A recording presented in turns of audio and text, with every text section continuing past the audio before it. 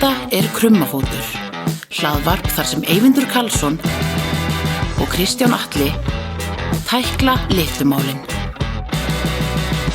Kristján, veistu hvaðan orðið bongoblíða kemur? Ég fekk þetta staðfest í dag, ég hef búin grunaða lengi hvaðan þetta kemur, ég hélt ég vissi það og kom í ljós að ég hafði rétt fyrir mér. Veistu hvaðan þetta kemur? Nei, ekki bongoið. Nei. Þetta upphálega úr textanum við Sólarsamba eftir Magnús Kjartan. Þetta upphælað þar? Þetta kemur það. Á Maggi bara? Nei, hann samt ekki textan, hann heitir Halldór Guðmundsson eða Gunnarsson, ég var að lesa þetta áðan, sko. Og hann bara á þetta orð. Það var bara eitthvað, þetta stuðlaði svo vel og var eitthvað svo gott. Þetta var bara eitthvað sem passaði lagi. Já. Hér alltaf bongo og blíða. Já. Ok, og þá var það bara komið. Þá var það bara komið. Íslendingurinn sá þetta einu sinni á tali hjá Hemma Gunn. Já. Og var bara eitthvað, ok, Já. það er bongo. Það er bongo. Og það er bongo. Það er bongo, við sitjum hérna á pallinu hjá þér. Já. Þetta dásamlegt, Kristján. Gæti verið vera. Töluvert. Mér hefur liðið verið. Áður en að ég ætla aðeins að segja þér hvað hefur á daga mína drifið undanfarið. Það vera pínu sjálfhverfur í dag. Löng vika hjá Eyvindi. Ég löng helgi eiginlega bara. Helgi frá nú að segja. En fyrst þá bara var ég áðan að sjá smá umræðu á samfélagsmiðlum. Já. Sem vakti mig til mikillar umhugsunar. Ok. Nú hefur við oft talað um það að rokkstjörnur og rokkhljómsveitir sérstaklega eiginlega bara að verða útdauðar. Það er svona ýmislegt í menningunni sem og bara svona stórstjörnu í tónlist á sama tíma og tónlist orðin svona meira, hvað ég var að segja, lýðræðislegri. Já. Þá eru svona þessar stórstjörnur orðnar miklu færri. Já. Þú veist, jú, við erum með Taylor Swift og Beyoncé en þær eru miklu færri en þær voru. Já. Og svo var einhver sem var settið til samhengi við kvikmyndir. Ok. Og setti fram þessa spurningu. Hefur komið fram einhver svona bíómynda-íkon, það er að segja persóna, í bíómyndum, sem að allir bara elska og tengja við, sem ekki sko, aðlögun eða endurgerð eða eitthvað svoleiðis, eftir Jack Sparrow? Já, það er nefnilega góð spurning. Það náttúrulega kannski tengist líka inn í þennan vanda sem við höfum talað að við erum, þú veist, það er ekkert nýtt. Það er ekki verið að gera mikið nýtt, sko. Nei, þú veist, það er mestalagi ef maður getur talað eeitthvað eins og, þú veist, eins og Dune sem eitthvað nýtt, þar sem samt verið að aðlaga eitthvað sem búið að vera til í popular culture í áratugi, sko, en nýtt í kvikmyndum. Og ég meina saman með Project Hail Mary, fyrsta sem ég þetta til var Rocky. Eða eitthvað, skilur. Já, það er Marvel, það er aðlögun. Já, en að það kom eitthvað nýtt sem bara var ekki til og núna kemur það. Það er bara góð spurning. Og bent á tvennt í þessu umræðu. Annað setja spurningamerki við. Okay. Það er John Wick. Já. Af því að sá sem að var að fjalla þetta sagði, þú veist, mín skilgreininga á því að þetta sé algjört íkon að allir geti klætt sig í þennan búning á Halloween. Já. Og þá þarf enginn að spyrja hver ertu. Já.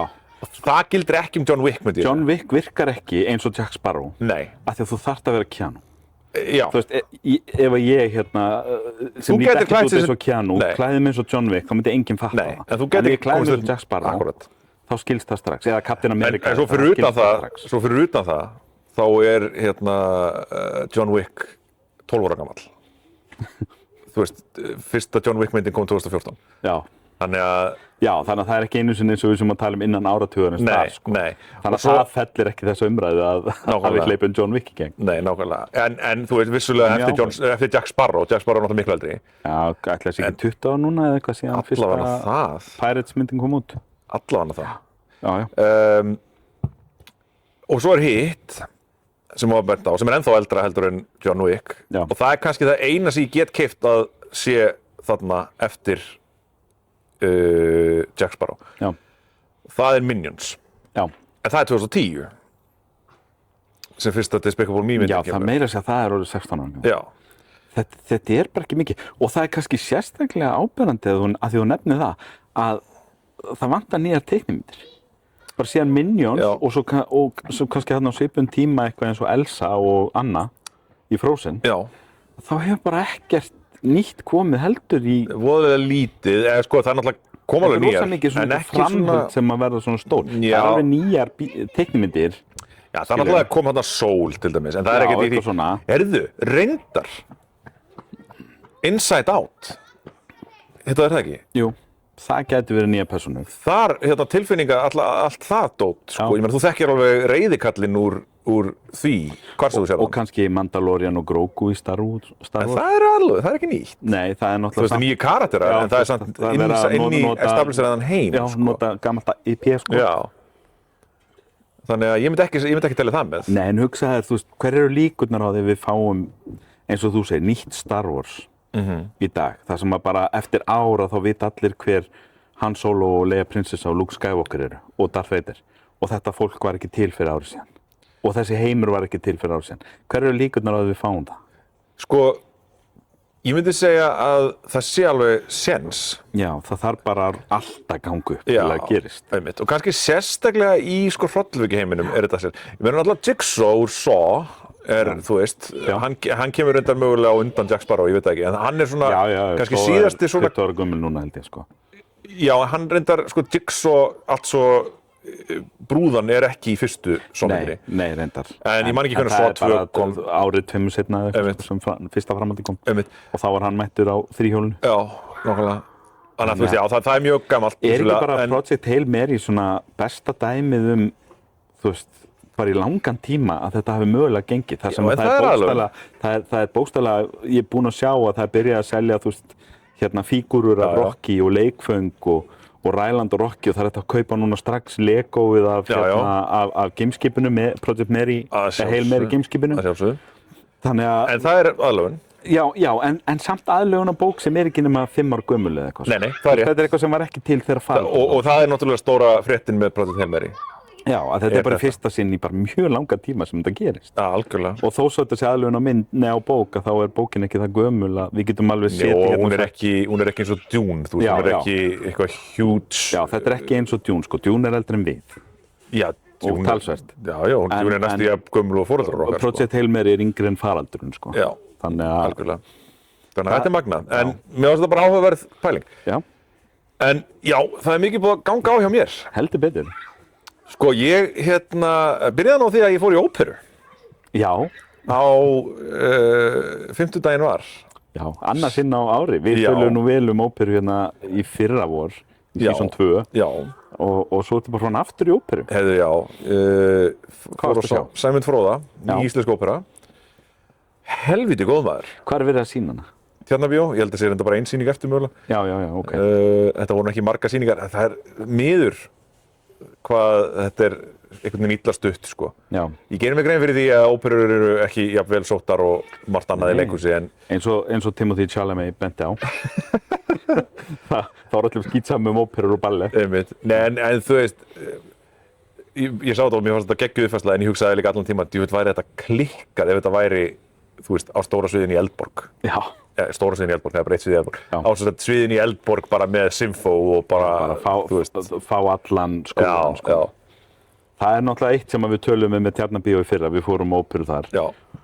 Og hún var svolítið svona brútalísk og mínimalisk, sviðsmyndin og annað og það, þú veist, það var mjög áhugavert en maður fékk samt svona tilfinninguna að ópera bara sem listform þrífst kannski best ef að það fær the whole 9 yards, sko. Það þarf að vera maximalist. Þetta er maximalist listform. Já, einmitt. Þannig að þú veist, það er kannski rosalega erfitt að gera þetta á litlu sviði eða við þrengri aðstæður þannig að maður hugsi ekki með sér þetta hefði verið betra ef þetta væri stærra. Einmitt. En þetta var samt alveg geggjað, sko. Já. Það var geggjað og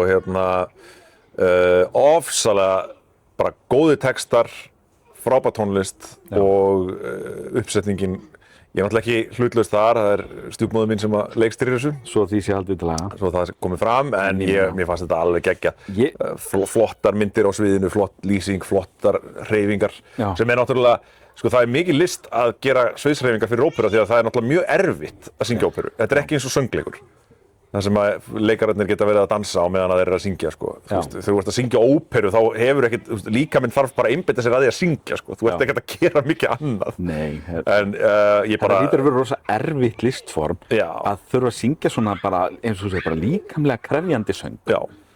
á meðan þú ert mögulega að hreyfa þig á sviðinu, passa það að vera á réttum stöðum, dansa jafnvel eða þú veist, snúast í kringum fólk eða eitthvað sko. Þetta bara, þú veist, ég get ekki eins og ímynda mér þessa áreynslu. Þetta svona eins og erfiðast að blanda báðu. Þú ert bæði að leika án orða, túlka rosa mikið með hreyfingum og höndum og andlitinu. Ég meina, þú veist, alltaf maður horfir á nærmyndir af óperusöngurum, þeir eru kannski bara í kjólfötunum, þú veist, eins og tenórarnir þrír eða eitthvað að syngja, að það horfum maður aðeins samt og svona, þeir eru vanir að vera að túlka fyrir áhorfendur með andlitinu hvað er að gerast.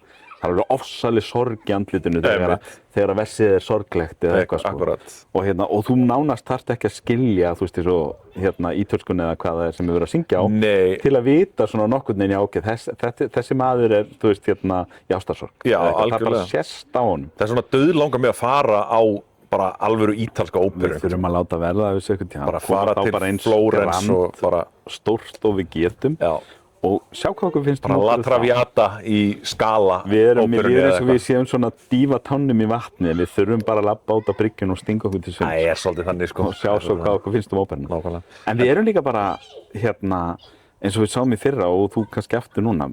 Það kemur manni svolítið óvart. Það er bara rosa flott svona hæfileika fólk í íslenskri óperu. Kemur mér í raun og veru ekki óvart reyndar. Nei, þetta bara maður sér ekkert. Þetta er hvergi í popular culture. Nei, ég veit það. Þetta er aldrei að syngja hjá, þú veist, Gísla Marteini eða eitthvað. Nei, einmitt. Og ég hugsaði þetta núna um daginn. Besta óperusöngvari landsins er ekki að fyrirferða mikill eins og Magni Ásgeirsson eða Eyþór Ingi eða eitthvað. Nei, nákvæmlega. Það bara gleymdi því. Nákvæmlega. En ég hugsaði þetta rosa mikið um daginn að sko ef við bara pælum í, nú eigum við frábæra leikara á Íslandi. En sko ég held að það útskrifist miklu fleiri úr söng heldur en leiklist. Veist, það er bara einn leiklistaskóli, það er fullt af söngskólum sem eru að mennta klassíska söngvara. Já. Ég svo sem hef ekkert vita á þessu. Ég veit að ég ætla ekki að, kannski er ég að tala með raskatinu, en ég... Þér finnst það svona allavega? Tilfinningi mín er svo að það sé miklu fleiri klassískt menntaðir söngvarar heldur en leikarar. Sko. Og ég meina þá hlýtum að bara, og það er miklu minna að gerast í óperuheiminum heldur en í leiklistarheiminum. Já. Þannig að maður skildi alveg ætla það að það væri ansi hátt hæfileikastig hjá þeim sem eru að gera þetta. Já. Þetta er bara eins og með allt annað í listabransanum á Íslandi. Ég held þetta sé bara rosalegt hark. Þú kannski klárar, þú ert frábær söngvari og þú ert núna búin að mennta þig í söng, útskrifast úr söngnámi og svo er þetta bara hark. Já. Svo er þetta bara endalaust hark. Já. Bara tekur allt sem þeir eru rétt. Já. Og maður spyr sig, því við vorum nú að tala saman aðeins í vikunni, við vorum að lesa grein svona Universal Basic Income. Heyrðu, já. Og þessa tilraun hjá Írum. Heyrðu, þetta er eitthvað sem við þurfum að taka bara þátt í. Já, við þurfum að taka bara alveg þátt í þetta. Það sem Írarnir settu einhverja 2000 listamenn eða eitthvað á bara svona grunnlaun. Bara borgaralaun? Já, bara borgaralaun. Ekki sem sagt eins og listamannalaun nokkar, þar sem að þú ert. Ég hef alltaf talað um það, mér finnst það ætti að kalla þetta vinnustyrk. Já, bara verkefnastyrk? Já, verkefnastyrk, nýræktarstyrkur eða eitthvað. Því að fólk á Íslandi til að fá listamannalaun þarf að tilgreina nákvæmlega hvað ætlar að gera við launin. Þú fær 3 mánuði á þessu ári, þú þarft að vera búin að detaila alveg hvað ætlar að gera. Ég ætla að mála þessi verk og setja þessa sýningu. En Írarnir fóru aðra leið, þeir settu bara 2000 listamenn. Bara af handahófi? Bara af handahófi. Þeir pössuðu sig að fara draga ekki neitt í dilka eftir hver eru efnilegir og hver er ekki. Bara af handahófi, eða þú ert bara búin að mennta því í þessu, þá setjum við á borgaralaun og sjáum hvað gerist. Og tilraunin kom út í svoleiðis bullandi plús. Þetta fólk skilaði allt peningalega sér, meira andvirði út í samfélagið heldur en það sem var sett af ríkinu. Hvað stóð? Þeir setti einhverjar 70 milljón evrur eða eitthvað? Já. Og komið 82 tilbaka? Já, það var eitthvað svoleiðis. Þannig að þetta fólk skilar gróða í ríkiskassan og þá voru Írarnir bara ok, við erum búin að sanna tilgátuna og nú bara gerum við þetta varanlega og stækkum þetta. Nákvæmlega. Skulum taka þessa umræðu einhvern tíma í þaula þegar við þurfum að ræða þetta miklu betur. Við skulum ekki opna þetta. Ég var ekki búin að klára alla greina, ég var búin að klára svona 3/4 eða eitthvað. Hún er löng líka, það er líka annað í þessari grein sem við ætlum að ræða. Já, ég er ekki viss að ég sé búin með allt sem við þurfum að ræða.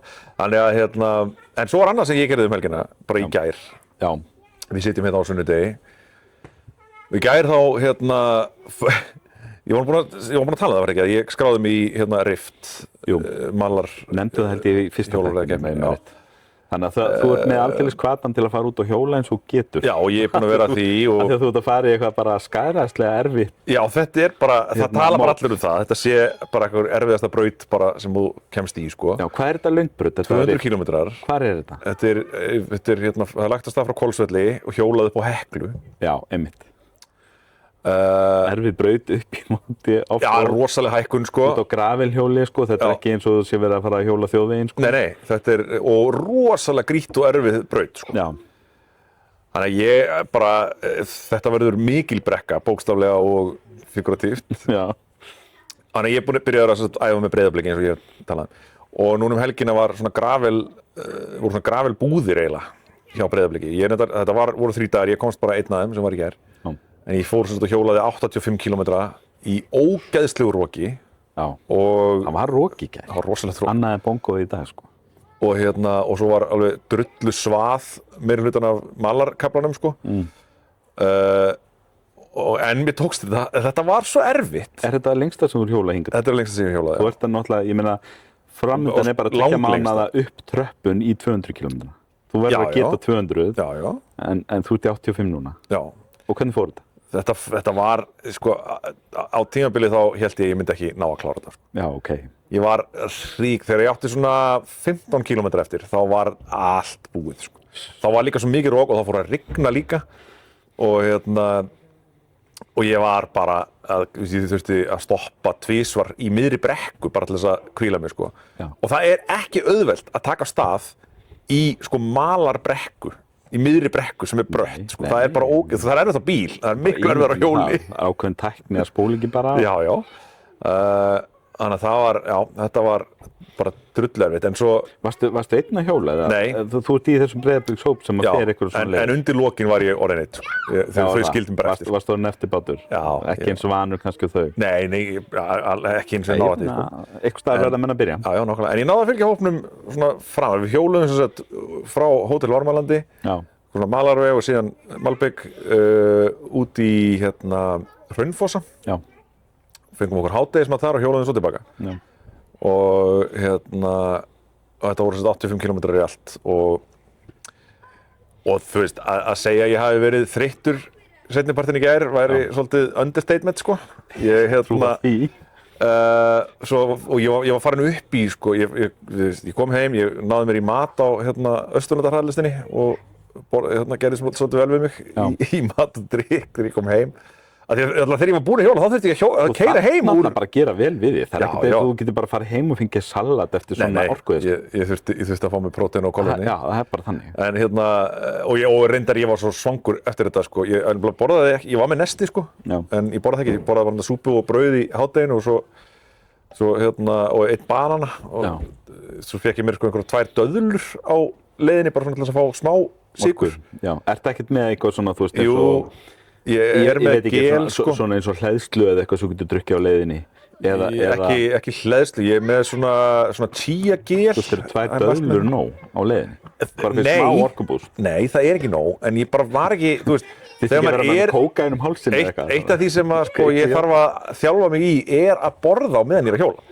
Því að það er svolítið það sem að menn vara við, sko. Já, sko, meðan þú ert að hjóla upp og niður í offroad, brekkum og...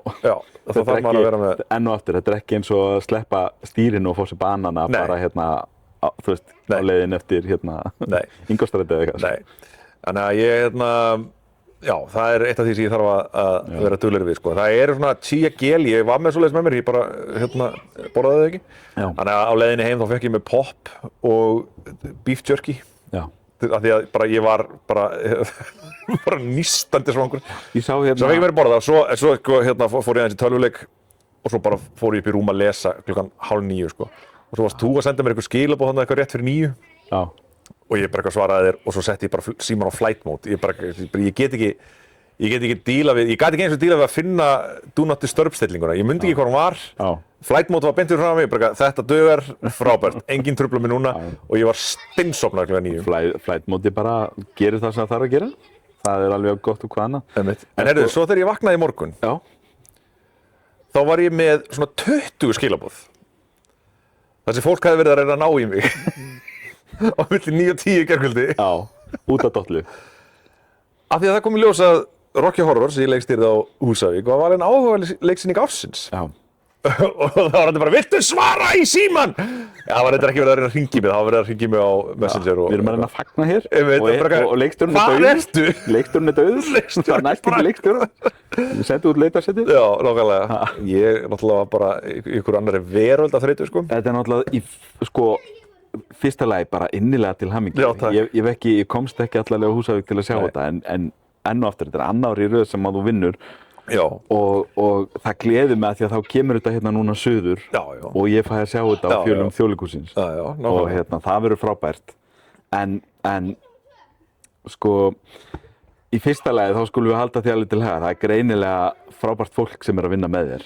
Sko, Leikfélag Húsavíkur er náttúrulega alveg sögufrægt leikfélag. Já. Búið að vera til í 100 ár eða meira, ég veit ekki, ógeðslega gamalt leikfélag. Já.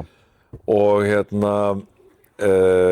og þú veist, bara hefur hlotið fjölda viðurkenninga eftir því sem ég best veit og mamma hefur nú verið að leikstýra þarna áratugum saman, sko, alltaf reglulega og bara frábært fólk.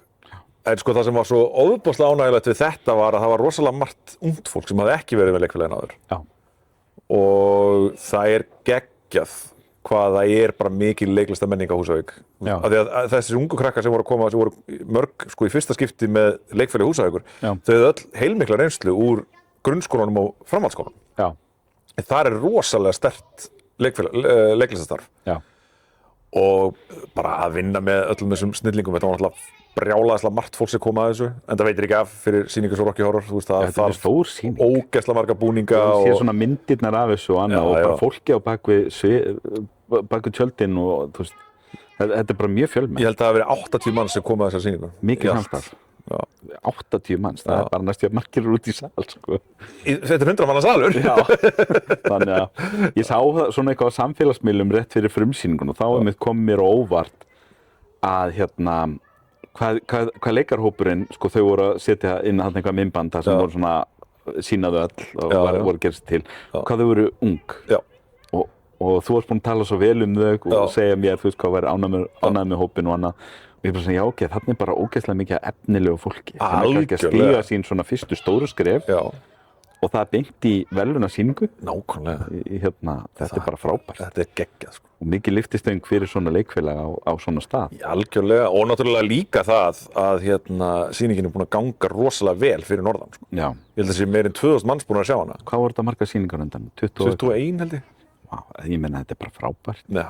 Og nánast allar fullar, sko. 21 sýning á Rocky Horror og ég meina, og ég hef ekki séð neitt annað en þetta fá bara frábæra dóma alls staðar. Já, fólk er mjög jákvætt og ég veit að því að þú segir það ekki en þú náttúrulega hrósar fólkinu þínu fyrir norðan í Hásteiðar. Að sjálfsögðu, það er frábært. En við skulum samt alveg halda því til haga, þetta er annað árið röð sem þú vinnur. Og það er ekkert óvart heldur, sko, þannig að ég skal bara segja það svo þú þurfið þess ekki. Ef að ég væri með áhuga leikhús í dag og myndi átta mig á því að þetta er annað árið röð sem þessi maður vinnur og ég var að hugsa með hvað ætla ég að setja upp á næsta ári. Svari væri sennilega, ég veit ekki, ég er ekki búinn að ákveða þá, en ég veit að ég vil að Eyvindur Karlsson leikstýri.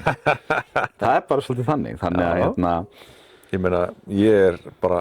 Mikið ertu hæfileikar ykkur. Æ, takk fyrir það. Næstu ég að hæfileikar ykkur. Ég legg inn að það eftir. Svona flesta daga. Já, ég setti þér reikning fyrir sósinu. Nei, ég meina samt í alvörunni, þú mátt alveg vera stoltur af þessu og ánægður með þig og setja derið upp og...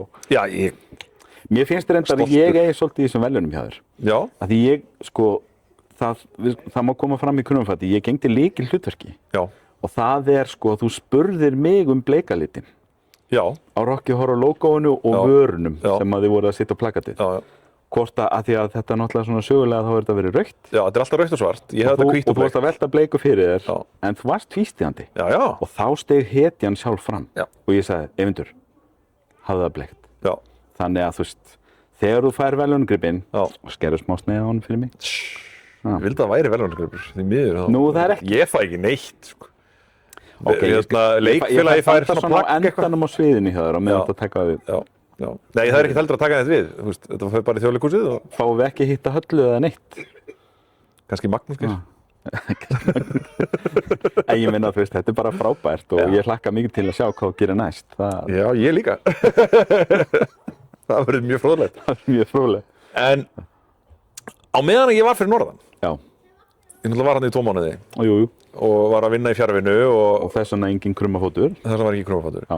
En við vorum í stöðugu sambandi á meðan. Mikið. Og eitt af því sem að við gerðum, Já. eða 20 af því sem við gerðum öllu heldur, var, sem við höfum nú gert áður og við talaðum það hér, að við hlustum okkur stundum í gegnum einhverja listamenn saman. Já, Svo förum samhliða í gegnum heilu katalógana hjá listamennum. Við gerðum þetta með Dr. Hook eins og við töluðum hér. Já. Og við tókum 2 listamenn fyrir á meðan ég var fyrir norðan. Já, sko við vorum byrjar á þessu áður við fórum í krummafót. Við gerðum þetta upphalega hérna einhvern tímann í faraldrinum. Já, þegar allir voru fastir heima hjá sér að vinna. Já. Þá hlustum við okkur í gegnum Queen og svo tókum við U2. Já. Og við ákvaðum að fara að gera þetta með krummafót svolítið í huga og tókum Dr. Hook í haust. Já. Og svo erum við búin að taka núna í þessari fjarveru 2 listamenn í viðbót. Við tókum sikkur með og hálfan, það vantar þá upp á að ég klári Tool. Já, við erum að vinna Tool, við glemdi því bara. Það var náttúrulega að koma frumsýningu hjá þér, þannig ég hugsaði að ég ætla ekki að nefna þetta einu orði við hann í 2 vikur, svo gleymdist þetta bara liðin 1,5 mánuður. Einmitt. En við hlustum þess að á minn mann og þinn mann, getum við sagt. Já, ég held að það sé vel orðað, sko. Við fórum í gegnum Beck, sem er minn maður, og við fórum í gegnum Tom Waits, sem er þinn maður. Vissulega. Talandi það, ég var að keyra í gær, þegar ég var að keyra heim, ég var að hlusta á hljóðbók á leiðinni, svo slökkti ég, fór inn á hraðalegðstina að ná í matinn minn og fór síðan út í bíl og kveikti bara útvarpinu, stutt kyrla heim. Heldur þá að Massive Attack og Tom Waits hafi ekki verið bara á vinsældarlista Rásar 2? Já, það ekki. Að vísu held ég að þeir sé ekki á listanum, þetta var eitthvað svona líklegt til vinsælda eða eitthvað líklegt til vinsælda, enda, þú veist, Massive Attack eitt og sér, líklega til vinsælda. Tom Waits einn og sér, líklega til vinsælda. Þetta lag er negla. Og þetta er það fyrsta sem að heyrist frá þessum listamönnum í langan tíma. Já, þau eru það sameiginlegt, þetta er bara áratug plús hjá báðum í rauninni. Og myndbandið er svakalegt og sem er unnið í samstarfi við eitthvað ljósmyndara sem er búin að vera að ljósmynda, skulum við segja, ástandið í Bandaríkjunum í síðustu árin. Og þetta er bara geðvægt, sko. En við skulum tala þessar listamenn sem við hlustuðum á. Já. Og aðeins að mæra þá. Í síðasta krummafættinum, ef maður rétti, eða þar næst síðasta áður en við fórum í frí fyrir jól. Að þá tölum við og svona tilkynntu það að við ætlum að hlusta á Beck. Já. Þannig að við skulum byrja á Beck. Það eru örugglega einhverjir, þó að sé ekki nema 2 einhvers staðar, sem eru búin að bíða spenntir að heyra hina hliðina á okkur. Af því að sko, Beck er þannig að hann er í blóðrásinni á mér. Já. En þú hafðir voru lítið hlustað svona sko, það er akkurat þannig með á báða nema það svissast með Tom Waits. Einmitt.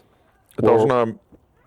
Hvernig fannst þér, ef við bara kannski byrjum að spyrja, þú veist, svona heildar áhrifin að hlusta í gegnum alla diskografíunni hjá Beck? Hvernig fannst þér þetta bara listamaðurinn Beck? Já, hann var sko fjölbreyttari en ég átti von á. Já.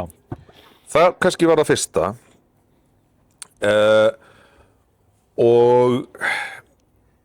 Og bara, já, þú veist, þetta er alveg geggja stöff, sko. Já. Þú veist, það voru þarna 2 plötur eða eitthvað sem ég var svona tvístígandi með. Já, nú væri, og ég er eiginlega sammálaður svolítið með þær plötur, sko. Sérstaklega nýjustu plötuna hans. Já. Sem við sammálum það eins og staðinni í dag, þá endar hann ekki á góðum stað. Nei, en það er plata á leiðinni. Það er platan hans fyrir 5-6 árum, en nú, já, það er aldrei að koma plata held ég í haust. Já, nákvæmlega. Þannig að það er bara frábært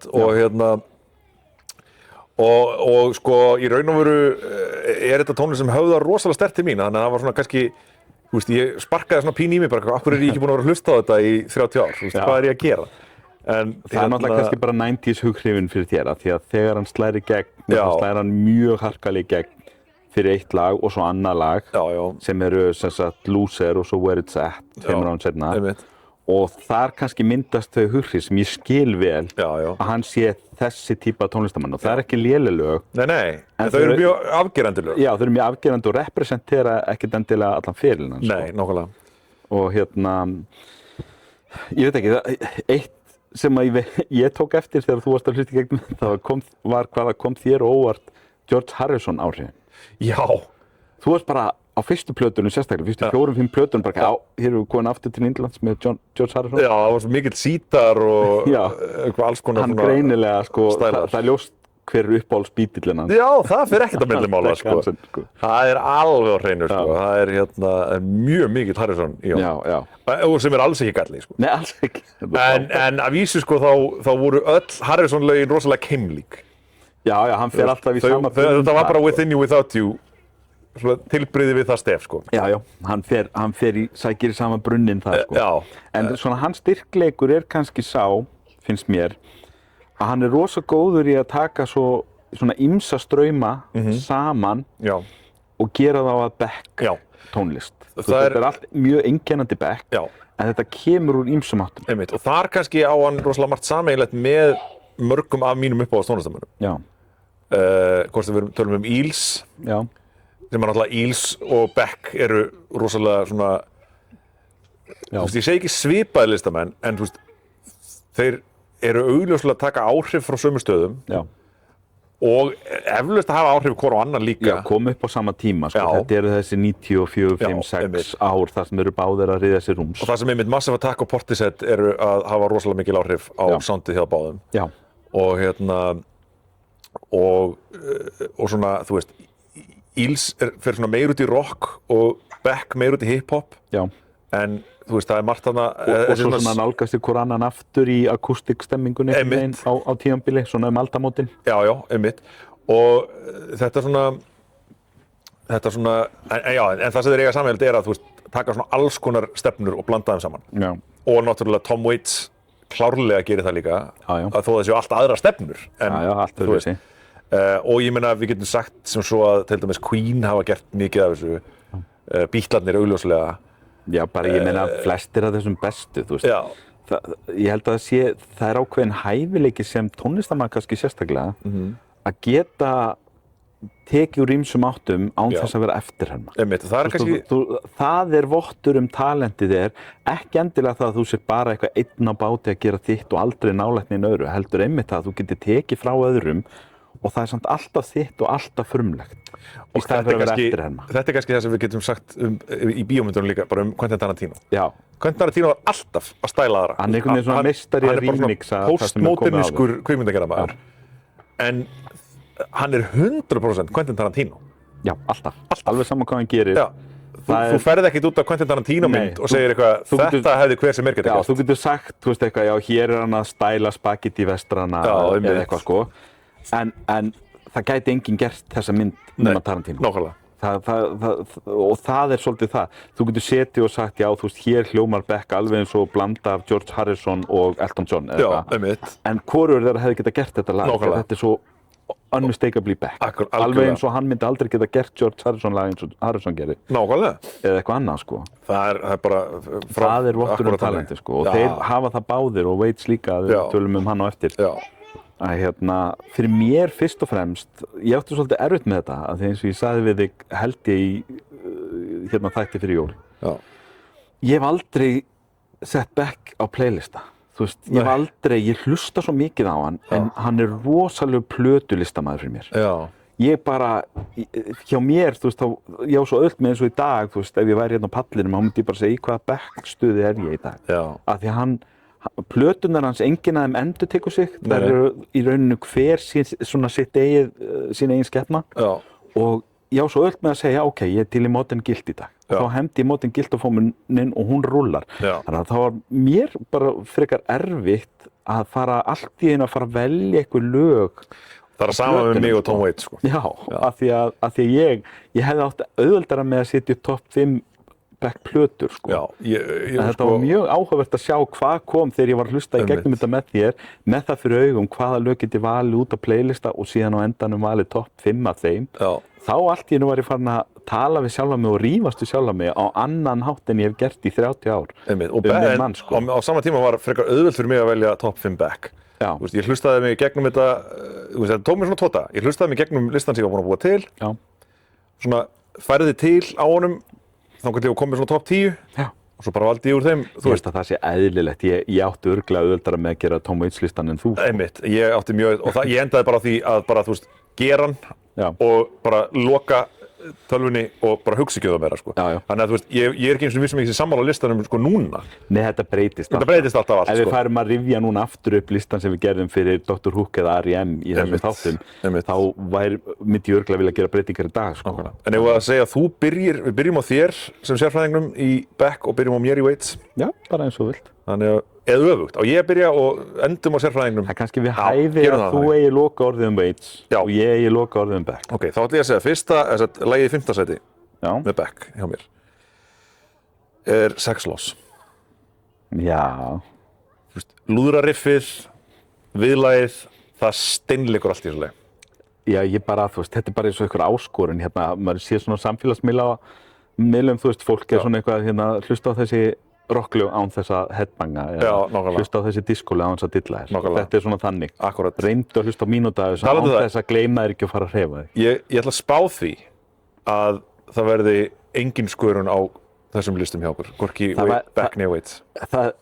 Ég tek því veðmáli. Ok, heldur það sé skörun? Ég er sannfærður að það er eitt lag á báðum listum hjá mér, Tom Waits og Beck sem við erum báðum með. Ég er sannfærður. Ég verð mjög hissa ef það er ekki Nei, ok, jú reyndar. Það verður skörun á Beck, en ég held að það verði ekki skörun á Waits. Já, ég er alveg sammála. Nei, ég er ósammálaður. Ok. Við skulum sjá samt. Sjáum til. Í 5. sæti hjá mér er lag sem að Beck samdi það var bara rigning, þannig að hann komst óvænt ekki út. Þannig að hann hoppaði inn í kjallara með gítarinn árið 1998 og samdi Nobody's Fault But My Own af Mutations, sem er fyrsta akústikplatan hans og það er aldeilis Harrison-koti. Mér fannst ég verða að hafa eitt Harrison-lag.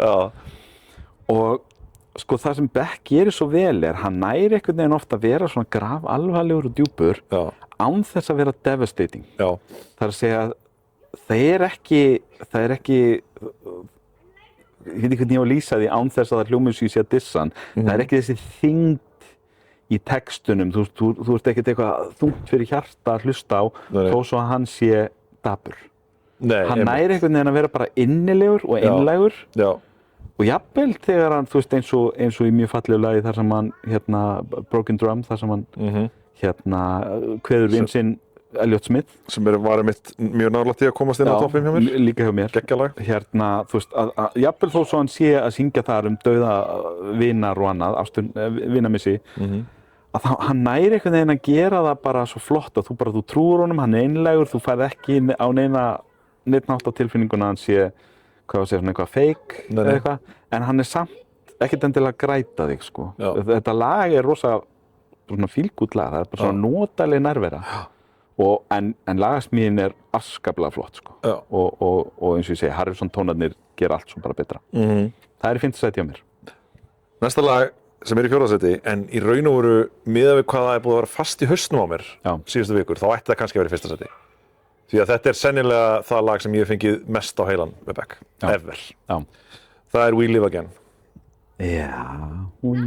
Það er af Mutations. Já. Sama plötu og ég var að tala um. Sem er vanmetin plata hjá honum. Hún er mjög góð. Af því að hann náttúrulega á 2 aðrar akústikplötur, önnur þeirra vann Grammy-verðlaunin og hinn er sennilega hans frægasta eða næstfrægasta plata.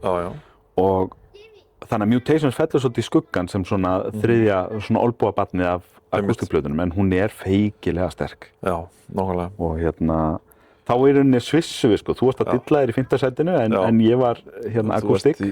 Þú ferð í akústik í 4. sætinu og þá fer ég að dilla mér og það er Black Tambourine af Guero. Svakalega. Það var líka nálægt í að komast inn á listann hjá mér, sko. Þar er líka bara Beck í essinu sínu. Hann tekur stundum bara eitthvað svona og segir mér bara, ég er bara með svarta tambúrínu og við ætlum bara að hrista hana og ég ætla bara að dilla mér. Og úr því kemur bara einhver algjör negla sem að hljómar ekkert eitthvað svona off its time. Þetta er ekki lag sem að verður eitthvað úrelt í hljóði eða neitt. Var ekkert móðins þegar að koma út. Þetta gæti alveg eins að koma út árið 1970 eða í fyrra. Og mun bara eldast held í rosalega og ég er alltaf að prifna því. Já, mér finnst það reyndar gilda svolítið bara eiginlega allt með Beck, sko. Hann er mjög tímalaus. Já, mér finnst það, því að sko meira sér 90s dótið, þú veist, jú, það eru Portishead og Massive Attack áhrif og það er alls konar hip-hop og rock áhrif. Það er eiginlega, það er sennilega mögulega bara Loser sem er, mögulega Loser. 1995 og ekkert annað. Já, ok, jú, það er rétt, en fyrir utan það. En þá einmitt er það erki 90s næst. Sem er í 3. sæti hjá mér. A Devil's Haircut. Já. Ég elska Devil's Haircut. Devil's Haircut er svo gott. Það er svo gott lag. Og þú veist, af öllum þessum, ég meina, þú veist, mér finnst Loser líka gott og Where It's At og allt þetta, en úr svona þeim, svona 90s, svona hip-hop, dilli flokki, þá er Devil's Haircut bara best. Já. Finnst mér. Devil's Haircut svona lagi sem fylgdi á eftir Loser. Já. Af því að Loser var svo stórt en það á plötunni Mellow Gold sem slær fyrir viki í gegn. Já. Og það svona einn annar semi-hittar þeirri plötu en svo var allir svona hvað getur hann gert næst. Já. Og þá kemur hann með fyrsta meistarverkið sitt sem Odelay. Já.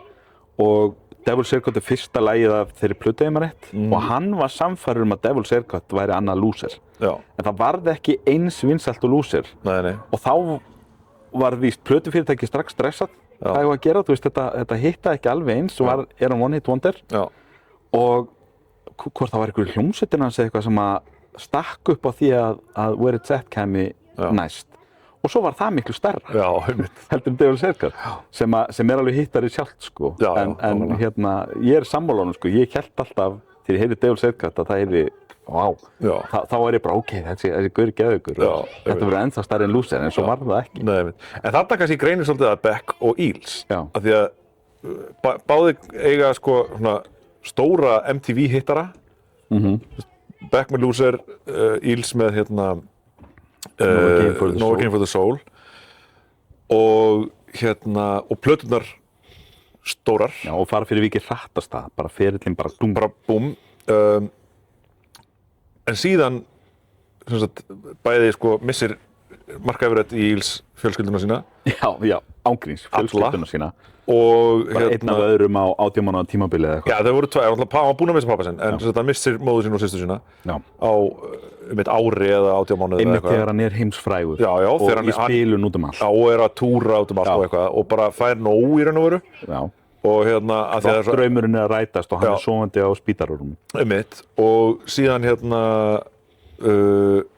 gerir hann plötu nr. 2 sem er hérna Electric Blues, sem er bara svona eins langt frá því að vera eitthvað svona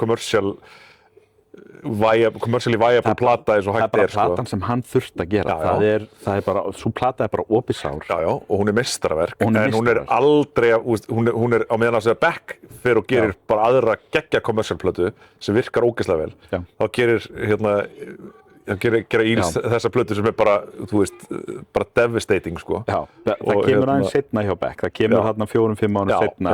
Þegar hann er búinn að stabilisera sig, þá er hann búinn að stabilisera sig, sko. En þess vegna kannski verður hann stærri heldur en Eels. Af því að Eels fylgdu ekki eftir með annarinn. Þeir urðu meira bara svona költ. Já, af því að lífið bara bauð í ekki upp á það að vera í einhverju partístuði eða semja fleiri rockslagara. Hérna eftir No Game for the Soul. Þú ert með í þriðasæti hvað? Þriðasæti á mér er lag sem ég þykir afskaplega vænt um. Þetta er, þú veist hvernig fólk talar oft um svona, þú veist, ákveðin lög séu svona eins og þemalög hjá þér. Já. Svona, þú veist, þetta er svona lag sem er bara nánast, þú veist, til líður eins og ykkur hafi samið fyrir þig. Já.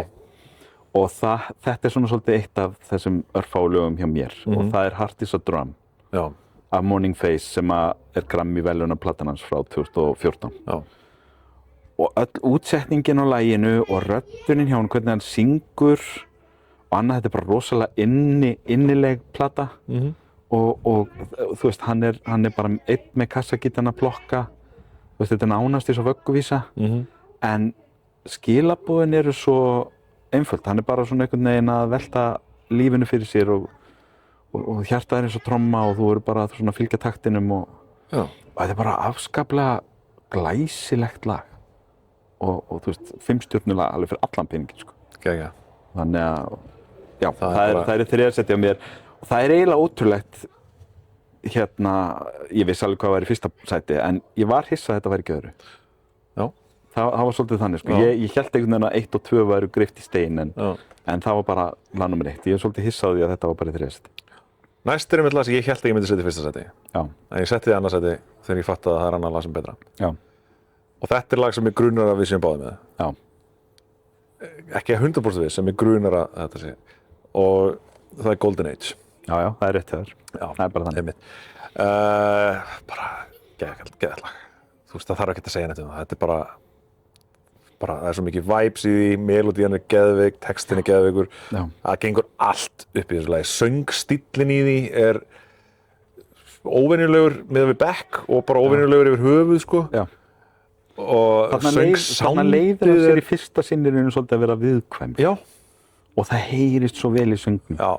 Það er eitthvað í gangi, því ég vissi ekkert hvað var í gangi hjá honum þegar þetta lag kom, fyrsta lagið af Sea Change árið 2002 og ég heyrði þetta á netinu fyrst, ég veit ekkert hvort þetta varði eitthvað stór útvarpshittar eða ekki. Nei. Og ég man eftir að sitja bara svona hljóður og hugsa í fyrsta sinn ever bara, hvað er í gangi á Beck? Já. Þú veist, lagið er fullkomið, en hvað er í gangi á hann? Og svo komumst að því, alveg eins og Mark Everett í Eels lenti í hörmungum í lífinu að sem sagt Beck komst að því að kærastan hans til margra ára hafði verið að halda fram í honum. Og það samband brotnaði og eins og hann byrjar þetta lag og byrjar plötuna bara put your hands on the wheel, let the golden age begin. Og svo bara viðkvæmni í 5 mínútur og þú situr einhvern veginn bara hljóður og meir. Nákvæmlega.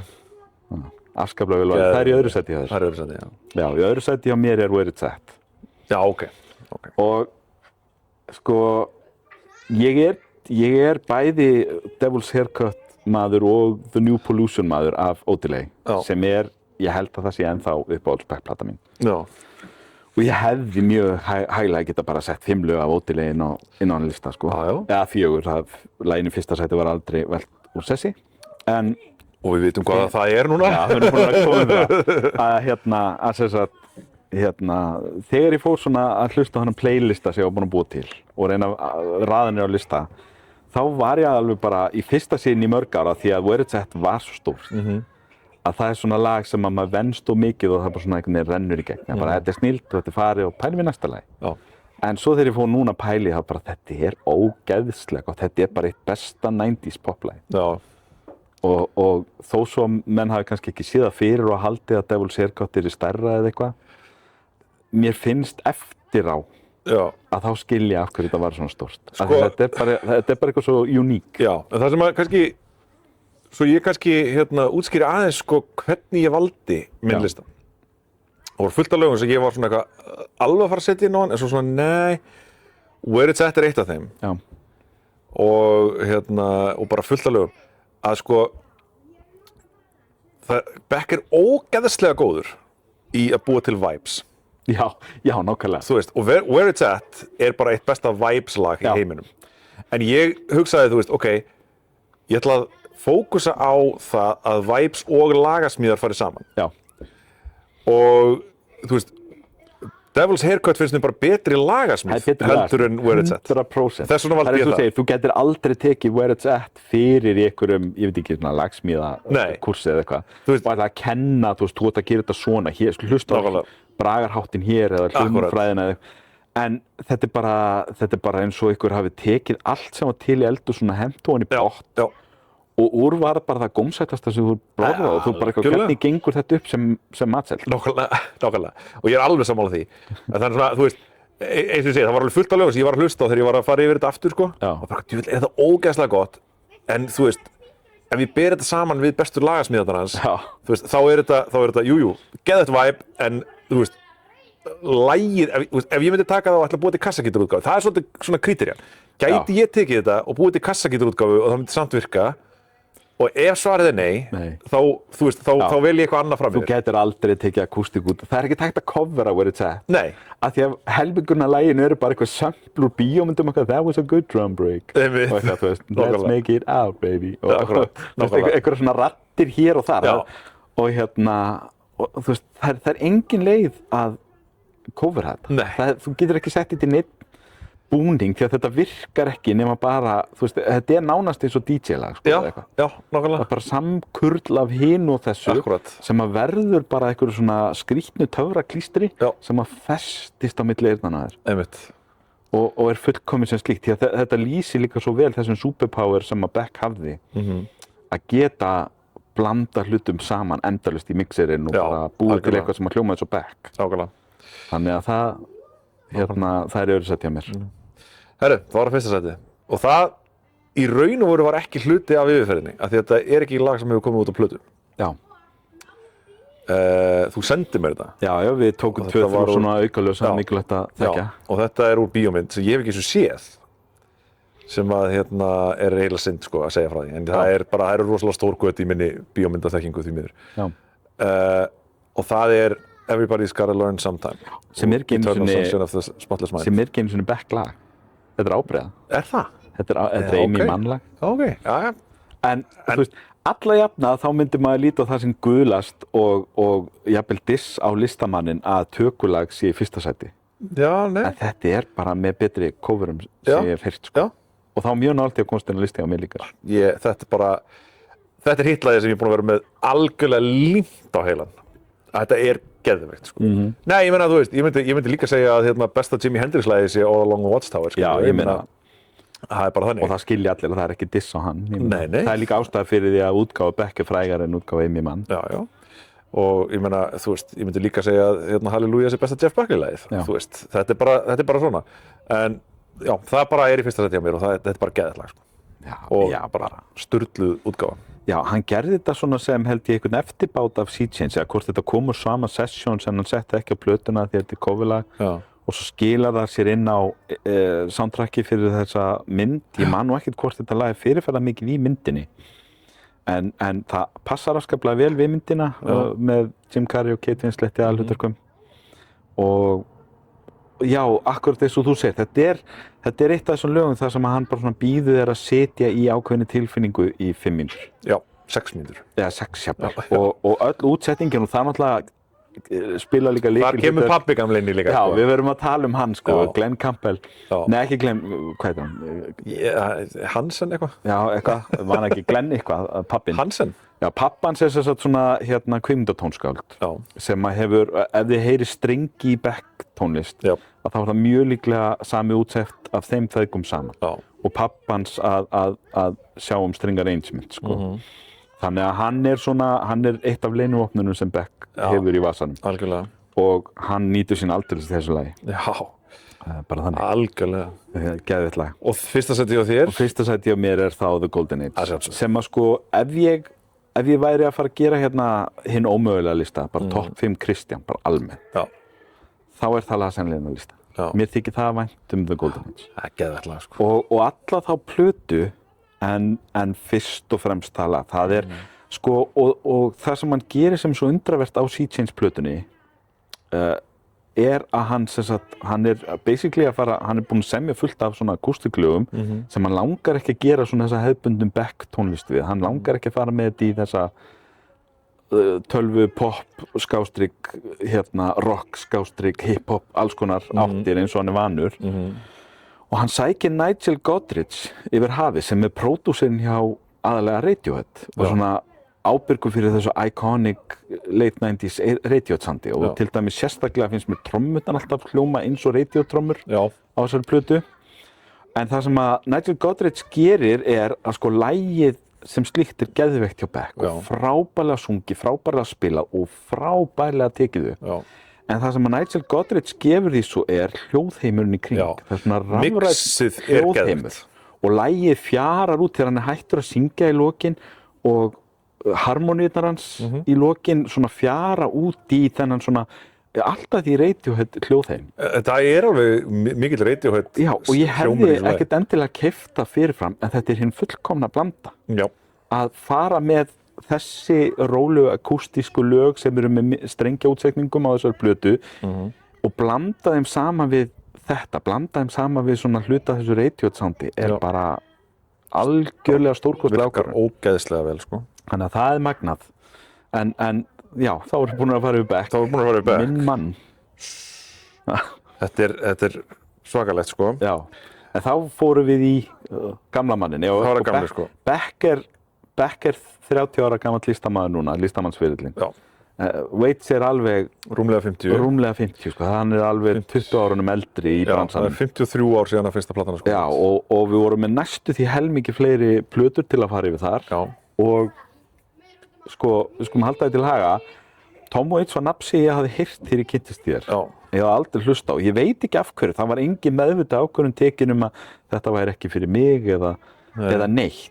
En svo einhvers staðar þegar við vorum að kynnast í háskólanum upp á aldamótum og þá bar Tom Waits á góma og ég komst að því að þú bandbrjálaður superfan. Já. Þú ert miklu meiri Tom Waits aðdáandi en ég Beck aðdáandi. Og ég ansið mikið Beck aðdáandi. Allavega var ég það þá.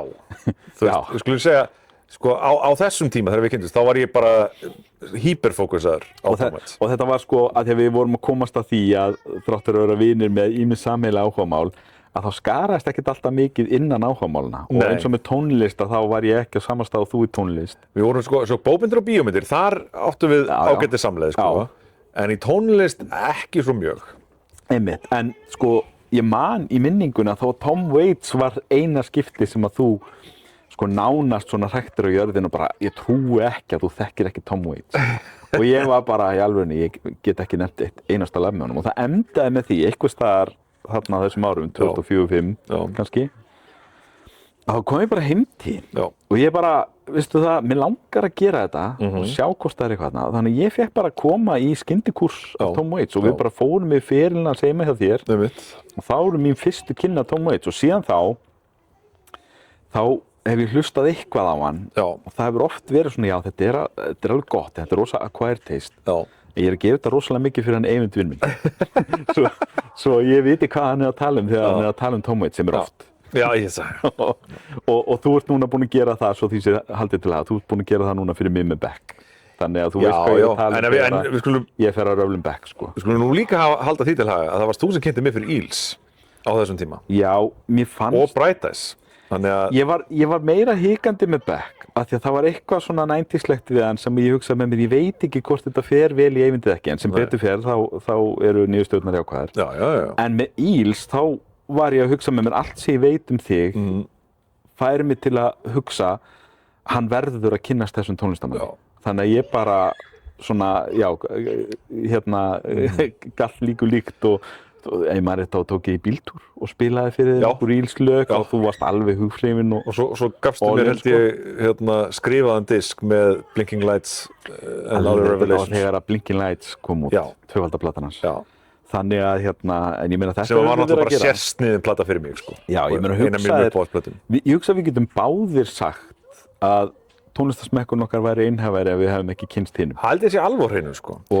Og nú hlusta ég miklu meira á Tom Waits en ég gerði fyrir 10 árum eða 15 árum og ég á þér það að þakka. Mér þykir bróðir mjög vænt kallinn. Hvað og sko, það kom mér á óvart þegar því að sko, ég vissi sem þetta, þú hefði bara hlustað á þetta á sín tíma og þú hafðir ekkert mikið eitthvað, þú veist, þetta þarna fyrir 20 árum síðan. Dugði ekki til að koma þér inn í Tom Waits neitt sérstaklega, en þú vissir hvað máli snerist, en það var ekkert mikið meira en það. Já, hann greip ekki alveg. Nei, og þannig ég var svona, þú veist, þegar við fórum að hlusta, þá hugsaði ég, ok, þú veist, ég hugsa Kristján eigi eftir að fíla svona helminginn og helmingurinn á eftir að vera bara, nei, þetta er of langt gengið. En svo þegar við vorum að ræða þetta, þá varstu hrifnari af ýmsu en ég hélt. Hvað kom þér á óvart? Þú varst alltaf með varnagla. Ég var alltaf bara, þú átt ekki eftir að fíla þessa plötu. Nú kom að plötu sem að ég hef áhyggjur af. Já, okkarlega. og svo fílaði ég hana og þá varstu bara, hissa. Já. Svona nánast eins og, þú veist, það er meira í Kristjáns bunnið en ég held. Njá, kannski ekki það, þú veist, meira bara svona, þú veist, ég veit hvaða plötur eru erfiðar með Tom Waits. En ég meina, ég kem alveg, þú veist, ég þola alveg erfiða tónlist. Það er þetta máli, ég bara kem en Tom Waits er öðruvísi erfiður heldur en Tool eða King Crimson eða eitthvað. Eða King Crimson eða eitthvað, sko. Þetta er allt öðruvísi, þú veist. Það er ekki hægt að bera þetta saman við neitt annað eiginlega. Það sem að mér finnst Tom Waits fyrst og fremst er að það er að hlusta yfir tónlistin hans að það er eins og í hvert sinn sem hann kemur að svona krossgötum á ferlinum, þar sem hann getur valið auðveldari leiðina og aukið sinn prófíl og stækka ferilinn og orðið vinsælli, að þá er eins og hann get ekki stillt sig frekar en að vera eitthvað, þú veist, fuck you, ég fer hingað, þá er það meira bara, ég veit ekki hvað ég á að segja ykkur, ég hef meira áhuga á því að fara hingað. Í hvert einasta sinn. Og fyrir vikið að þá er hann svona svolítið, þú veist, eins og maðurinn sem situr alveg innst í herberginu og segir, komdu til mín, ég mana þig. og svo endanum að þá þorir inn til hans og þá geðut næst að vera þarna inni. En þú þarft að mana þig til að fara þarna inn og þú veist, orðið fráhrindandi er kannski ekki sanngjarnt orð, en það er samt orð sem að lýsir þessu alveg vel. Hann er alveg fullkomlega bara eitthvað, ég er ég. Non-compromising, myndi ég segja. Já, einmitt. Non-compromising er góð lýsing á þessu líka. Og hann er bara svona, þú veist, mér er sama hvort að þú vilt koma til mín eða ekki. En ef þú vilt koma til mín, þá er það þess virði. En ég er hér og ég ætla ekki að koma til þín. Og þú þarft að taka, ef þú hefur ekkert hlustað á Tom Waits, þá þarft að taka mjög meðvitað ákvörðun að þú veist, já, ég ætla að kynna mér þetta. Og ég mín upplifun af því að hafa gert þetta með þér fyrir rúmlega 20 árum og svo aftur núna var bara, ég ógeðslega fegin að ég gerði þetta því að þetta ekkert smá ríkulegur ferill hjá vinnumanni. Nákvæmlega. Hann low-key bara með besta listamannsferil sóló tónlistamanns bara mögulega síðan sko David Bowie eða eitthvað. Já. Þú veist, hann skipar sig bara á flokk, þetta eru svo ógeðslega glæsileg verk og flottur ferill að það náttúrulega eiginlega bara mér finnst þess að fleira fólk ætti að vita þessu. Það náttúrulega sko, þú veist, eins og þú segir, þetta Quiet Taste, hann alls ekki fyrir alla. Nei, og það allt í lagi að hlusta á hann og segja bara þetta ekki fyrir mig. Þetta ekki fyrir mig, algjörlega. Og ég álasa það engum að hafa ekki gaman af Tom Waits. Sko. Hafandi verið það sjálfur í fleiri ár, sko, þá skilja það bara. En fyrir fólk sem að, þú veist, fílar svona tónlist, sem að svona svolítið avantgard og svona fer í ólíkar áttir og ekki hræddur að vera ómstríð og allt þetta. Þá aldrei, sko finnst mér, þú veist, það engin plata þarna sem léleg. Það eina eða tvær sem að ég svona, ok, já, fínt. Ég myndi segja þessi svona 2 plötur frá 70s sem að ég bara eitthvað, nei, en aldrei að hlusta á það. Það sem hann annar þeirra hann bara einhvern veginn að svona fóta sig ennþá, hann ekki alveg búinn að finna sig og hinni hann svolítið bara að endurtaka sig og það eina skiptið sem hann endurtaka sig og það svona fíla ég hann ekki. En allt annað bara einhvern veginn bara svo solid, þú veist, fyrir það sem það en svo náttúrulega, eins og segið, þú þarft þá að fíla það sem það Já, hann kemur ekki til þín. Nei. Hann bara þarna og þú þarft að hafa fyrir því að koma inn til hans. Nákvæmlega. Og það kostaði mig alveg vinnu og ég get nánast lofaði því að ég væri ennþá búinn að hlusta á 0 Tom Waits lög á ævinni ef ég hefði ekki kynnst þér, sko. og ef þú hefðir ekki gefið mér hvata til að halda áfram að kynna mér hann því að við eigum svo margt svo sameiginlegt að ég hef í gegnum tíðina hugsað með mér, þú veist, það hlýtur að vera eitthvað þarna, fyrst að Eyvindur þetta hrifinn á hann. Þetta þarf ekki að verða uppáhalds tónlistarmaðurinn minn líka. Nei. Mér má alveg líka betur við Beck en Tom Waits, það má. En það hlýtur að vera eitthvað þarna. Og það fekk mig til að halda áfram og þessi yfirferð, ég hlakkaði mikið til hennar að því ég hugsaði með mér, nú ég búinn að vera að hlusta meira á hann og svona náttúrulega á svona streymisöldinni, skulum við segja, síðustu 10-15 ár, að þá hefur verið auðveldara að setja kallinn á playlista og svona og hoppa inn í plötur hér og þar af og til. En núna tókum við bara alvöru deep dive, alveg fyrir allan peninginn og ég bara útskrifaðist úr Waits fræðunum. Og þá heyrðirðu þróunina frá prófessor Íslands í þessum fræðum. Og þá heyrðirðu þróunina, það held ég að sé kannski svolítið... Við höfðum það náttúrulega ekki fyrir 20 árum, þetta var ein kvöldstund og þú varst að reyna svona stikla stóru og einhverjum geisladiskum. En það aldrei eins eins og að geta tekið svona deep dive. Nákvæmlega. En ef við þá að fara yfir top 5? Já, ég skal byrja. Sko, þetta fannst mér mjög áhugavert. Ég varð að einfalda þetta svolítið fyrir sjálfum mér af því að ég sett svo mörg lög á playlista og ég fór að hugsa, sko, af hverju setti ég miklu fleiri lög með Tom Waits á playlista heldur en ég sett á Beck playlista minn. Og ég komst að þeirri niðurst á endanum, það náttúrulega, ég var ekki að setja færri lög að Beck á playlista heldur en eins og R.E.M. eða eitthvað, sko. Af því að ég þekki Beck svo vel og ég vissi strax, ég veit þetta eru geðveik en þetta ekki að fara á playlistan því að þetta aldrei að fara að vera á top 5 hjá mér. Einmitt. En það var nákvæmlega sama með Tom Waits. Með Tom Waits þá þurfti ég að setja svo mörg lög á playlista til þess að geta hlusta á þau aftur. Þannig að ég var með hátt í 50 lög á playlista og þau svo svona grísja það niður í 5. Þannig að sá playlista var mér mjög erfur. Ég er búinn að hlusta mjög mikið á hann síðustu vikurnar. Svona í undirbúningu fyrir þetta, ég er búinn að hlusta mjög mikið á hann playlista og einhverjar plötur aftur líka. Hérna í 5. sæti hjá mér að við vorum að tala hvernig Beck býður stundum að sitja svona í tilfinningu í 5 mínútur eða 6 mínútur. Hér býður Tom Waits þér upp á tilfinningu og hann á því bara á meðan. Það er alveg sama hvað í gangi í þínu lífi þegar þú heyrir Tom Waits syngja Blue Valentines að þá þú þar. Það alveg sama, þú getur heyrt þetta lag á brúðkaupsdaginn með nýfættan frumburð í fanginu, nýbúinn að vinna í lottó. Skiptir engu máli, þú alveg jafn blár og hann. það er rétt, og geðveitt lag og þessi plata Blue Valentine frá 1978. Já. Og ég kom aftur, ég setti þetta lag á playlista því það var rosalega gott. Já. En ég var ekki að taka það alvarlega í topp 5 fyrir en ég voru að hlusta svo á playlistan. Af því að ég upplifði það aftur, ég setti playlistan bara shuffle og leiði honum að ganga síðustu vikunar. Já. Og svona alveg nokkur sinnum á viku og í vinnunni og annað. Og alltaf þegar þetta lag kom, að þá bara svona lagði ég niður það sem ég var að gera og bara Já, einmitt. Og þá vissi ég bara, já ok, það er eitthvað sérstakt við þetta lag. Ég held að öll lögin sem ég er með á þessu lista eigi þetta nákvæmlega þetta sameiginlegt.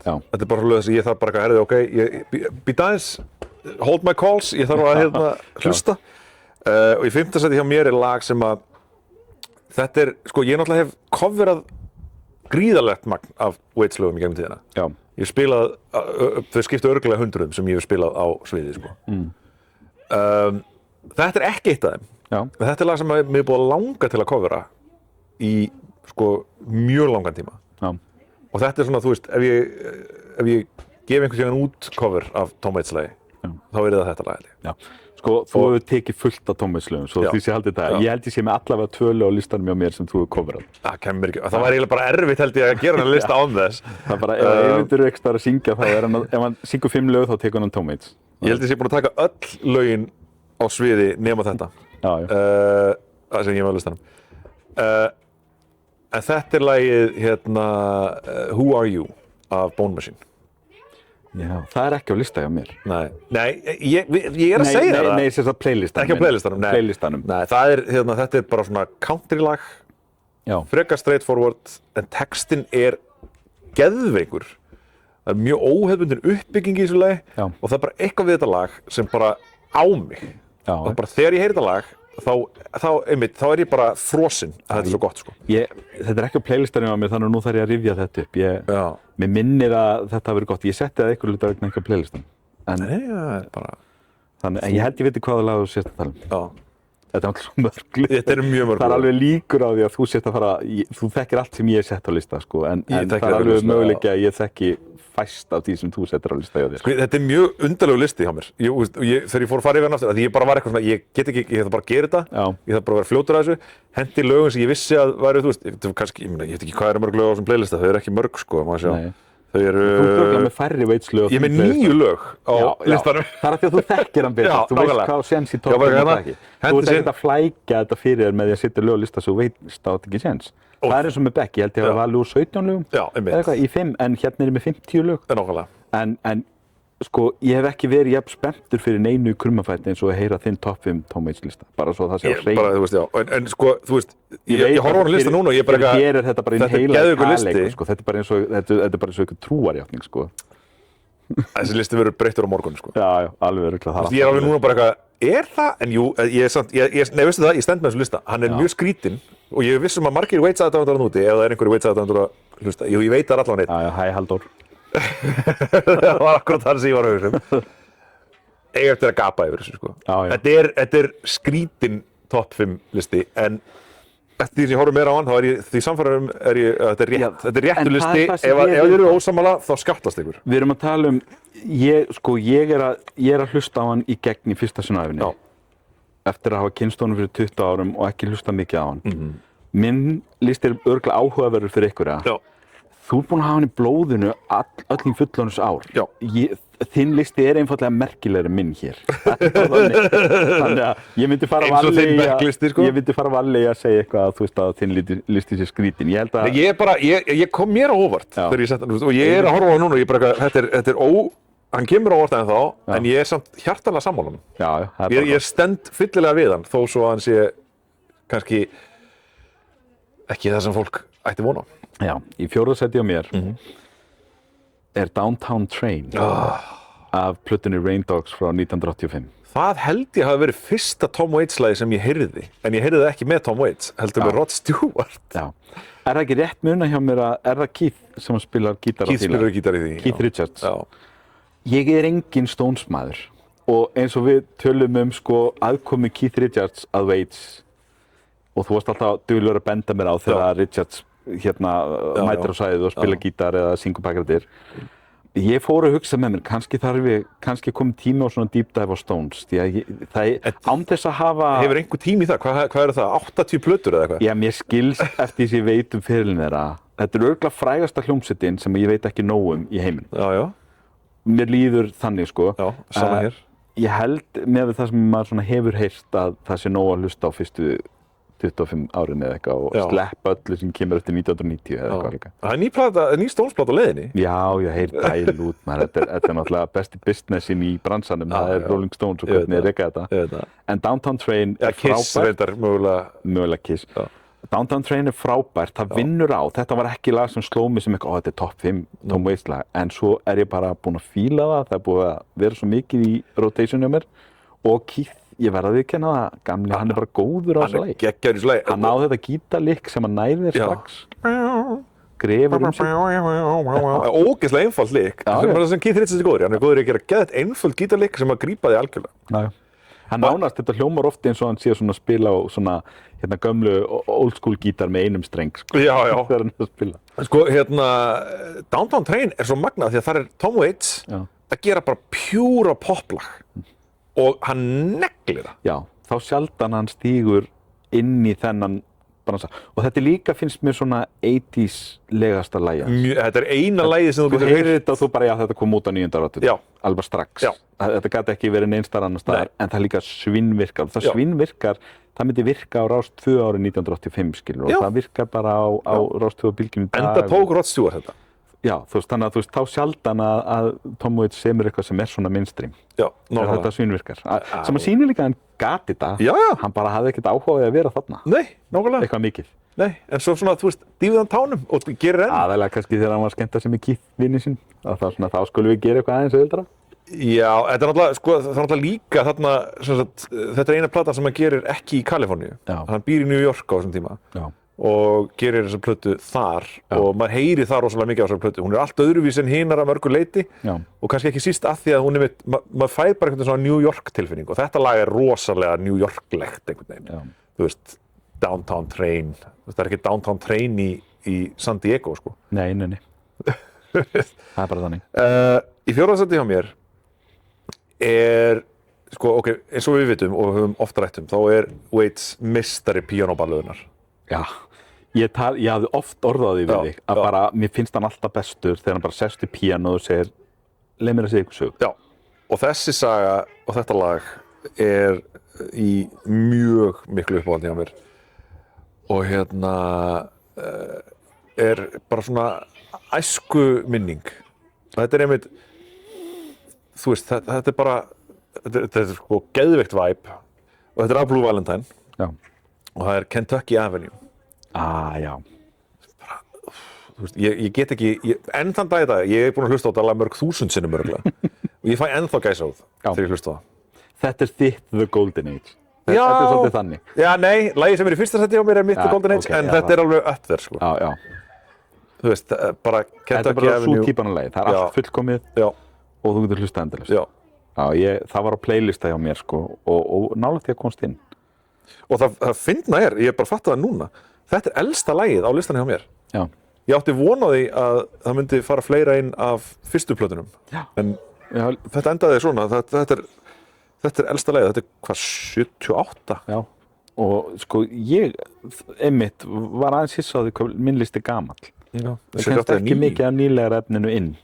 Þó svo mér finnst þær plötur feiki sterkar. Já. Eins og Alice, ég til dæmis komið engu af Alice-inn. Okay. Og ég var svo hissa því að ég held að Alice uppáhalds plata mig með honum.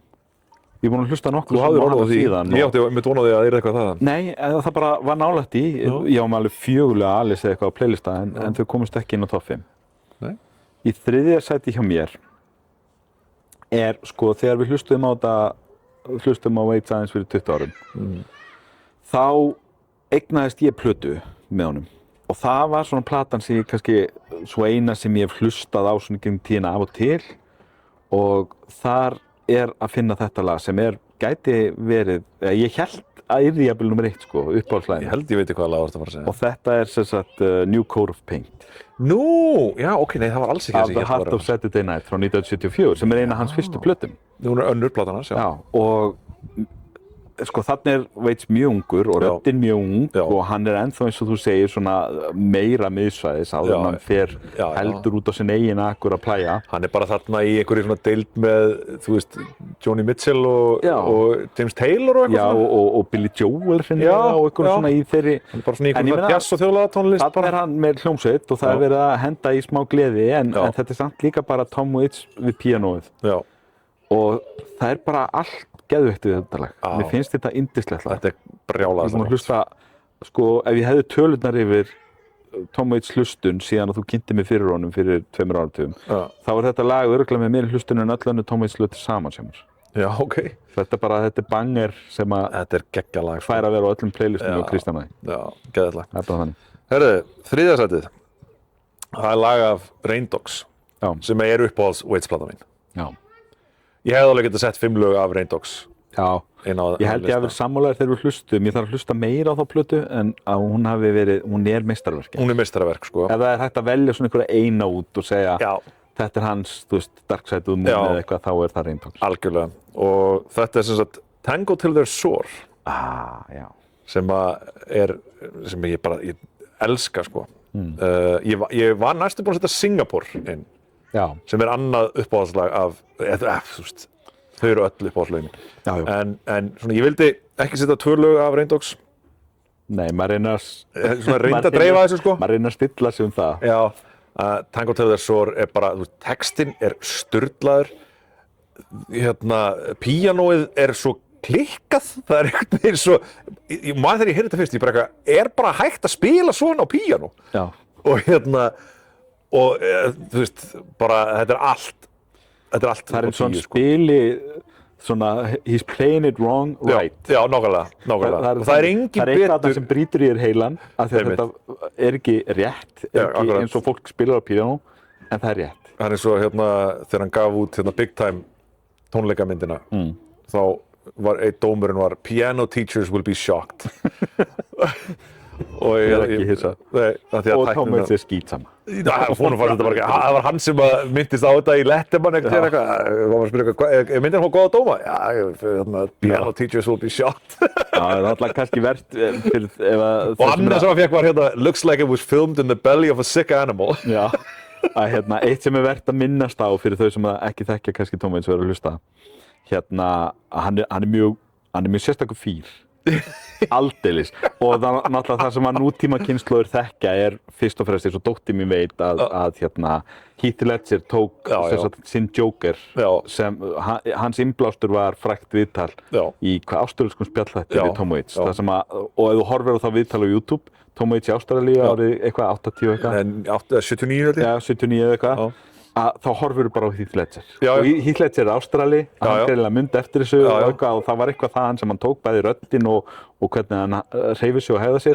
Þannig að þú veist, ef þú veist ekkert Tom Waits en hefur séð The Dark Knight, þá hefur smá hugmynd hvernig típa af manni þetta Og svo alls konar svona sögur eins og þú hefur sagt mér í yfirhlustuninu og í gegnum tíðina að hann mjög dulur og þú veist aldrei hvernig hann bullshit. Það sagði mér ekki einhvern tíma hann hefði haldið fram hann hefði fæst í leigubíl. Hann gerir það veit enginn, sko, hvort það rétt eða ekki. Hvort þetta bara góð saga eða hvort þetta alveg satt. Og þú veist, eins og hann segir söguna bara þú fættist í leigubíl, ég þurfti að borga fullt gjald, eitthvað svona, sko. Aldrei að láta góða sögu gjald að sannleika. Þetta svo frábær saga fyrir Tom Waits. Að við ætlum ekki að fara að fact-checka það. Bara aldrei. En hann þessi típa, sko, og þetta skilar sér í tónlistinni. Já, algjörlega. Komið að mér. Það komið að þér, annað sæti. Annað sæti. Þetta lag sem ég sá þig spila, held ég alveg örugglega, með hljómsveit. Ég man ekki hvort það var Mogadon eða Misery. Í þættunum hennar Sirjar. Það ekki rétt munni hjá mér hjá Skjá einum? Nei, það var Guðrún Gunnars. Guðrún Gunnars, já. Og þetta var Tim, Testikúlusinn músíka. Þetta var ég og Símon, Misery Loss Company, Halli og Héðinn í Mogadon og Svafagnútur. Alveg rétt. Og þið tókuð Cold Cold Ground. Já, alveg rétt. Og þú gerðir það afskaplega vel og þegar að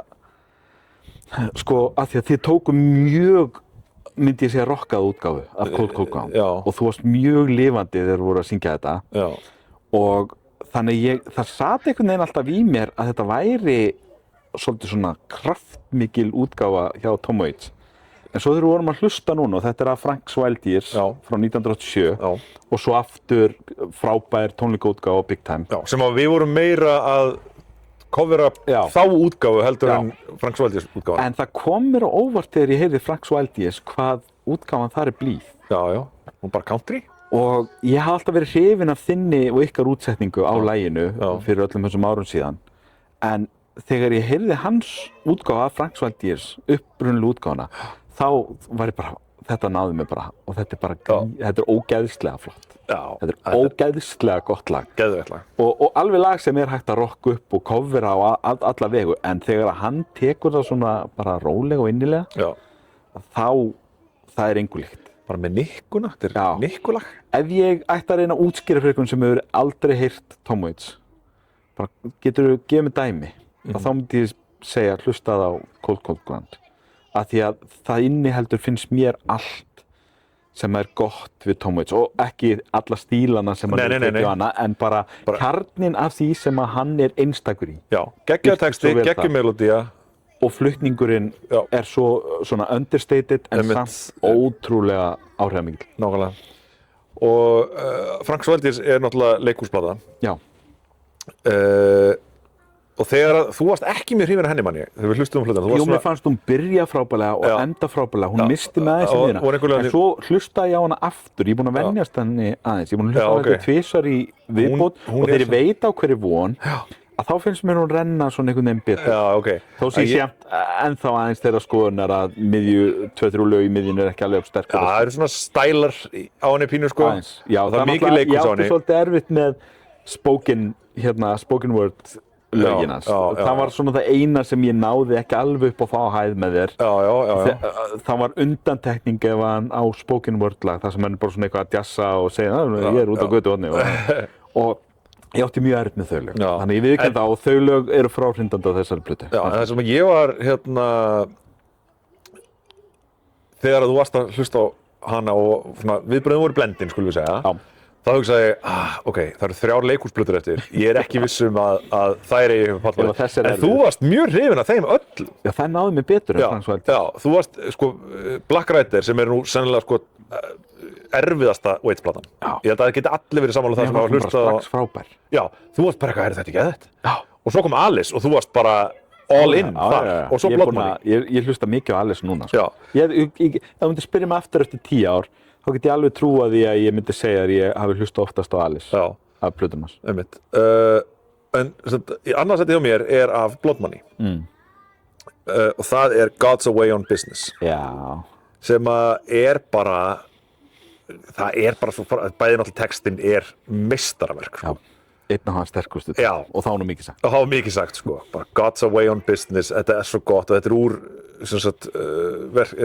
uppfærslu á Wojciech. Já. Sem að hann gerði með Robert Wilson sem að var mjög frægur avantgard leikstjóri, dó bara í fyrr eða hitti vera. Já. Og þeir gerðu 3 sýningar saman, Black Rider, Alice og Wojciech. Og og Waits lét þá plötu heita Blood Money því hann sagði það veit enginn í Bandaríkjunum hver Wojciech er. Já. Og sennilega rétt með því. Já, ég hugsa það. Mjög rétt með því. Já, þannig að en þú veist, algjör snilld, sko. Og ég elska bæði Alice og Blood Money. Ég var alltaf hrifnar af Alice, ég er ekki frá því að ég sendi þessi meiri Blood Money maður, sko. En þetta lag bara dyrka ég. Og þú veist, útsetningin er svo brjálæðislega, þú veist, þetta í grunninn er þetta bara blues, en þetta er útsett í svona einhverjum avantgard leikhús feeling með einhverjum blástusljóðfærum og skrýtnu slagverki og svona marimba held ég og eitthvað og þetta er bara brjálæðislegt, sko. Og bara dyrka þetta lag. Þetta var á playlistanum hjá mér, sko. Þannig að ég sammála mjög sterkt. Herðu, þá var það bara fyrsta sætið. Fyrsta sætið var nokkuð umdeilt hjá mér. Og ég heyrði þetta lag nýlega, ég var nú að reyna að muna hvar, ég heyrði þetta lag nýlega í bíómynd ef maður rétt. Og sagði þessu frá því þegar það kom að þessu lagi í yfirferðinni. Og þannig að ég þekkti það leið og kom. Og ég fann alveg bara svona rafstraum og bara já, þetta er sko, og þetta er nánast lag sem maður má spila í jarðarförinni. Já. Við erum nánast þar, sko.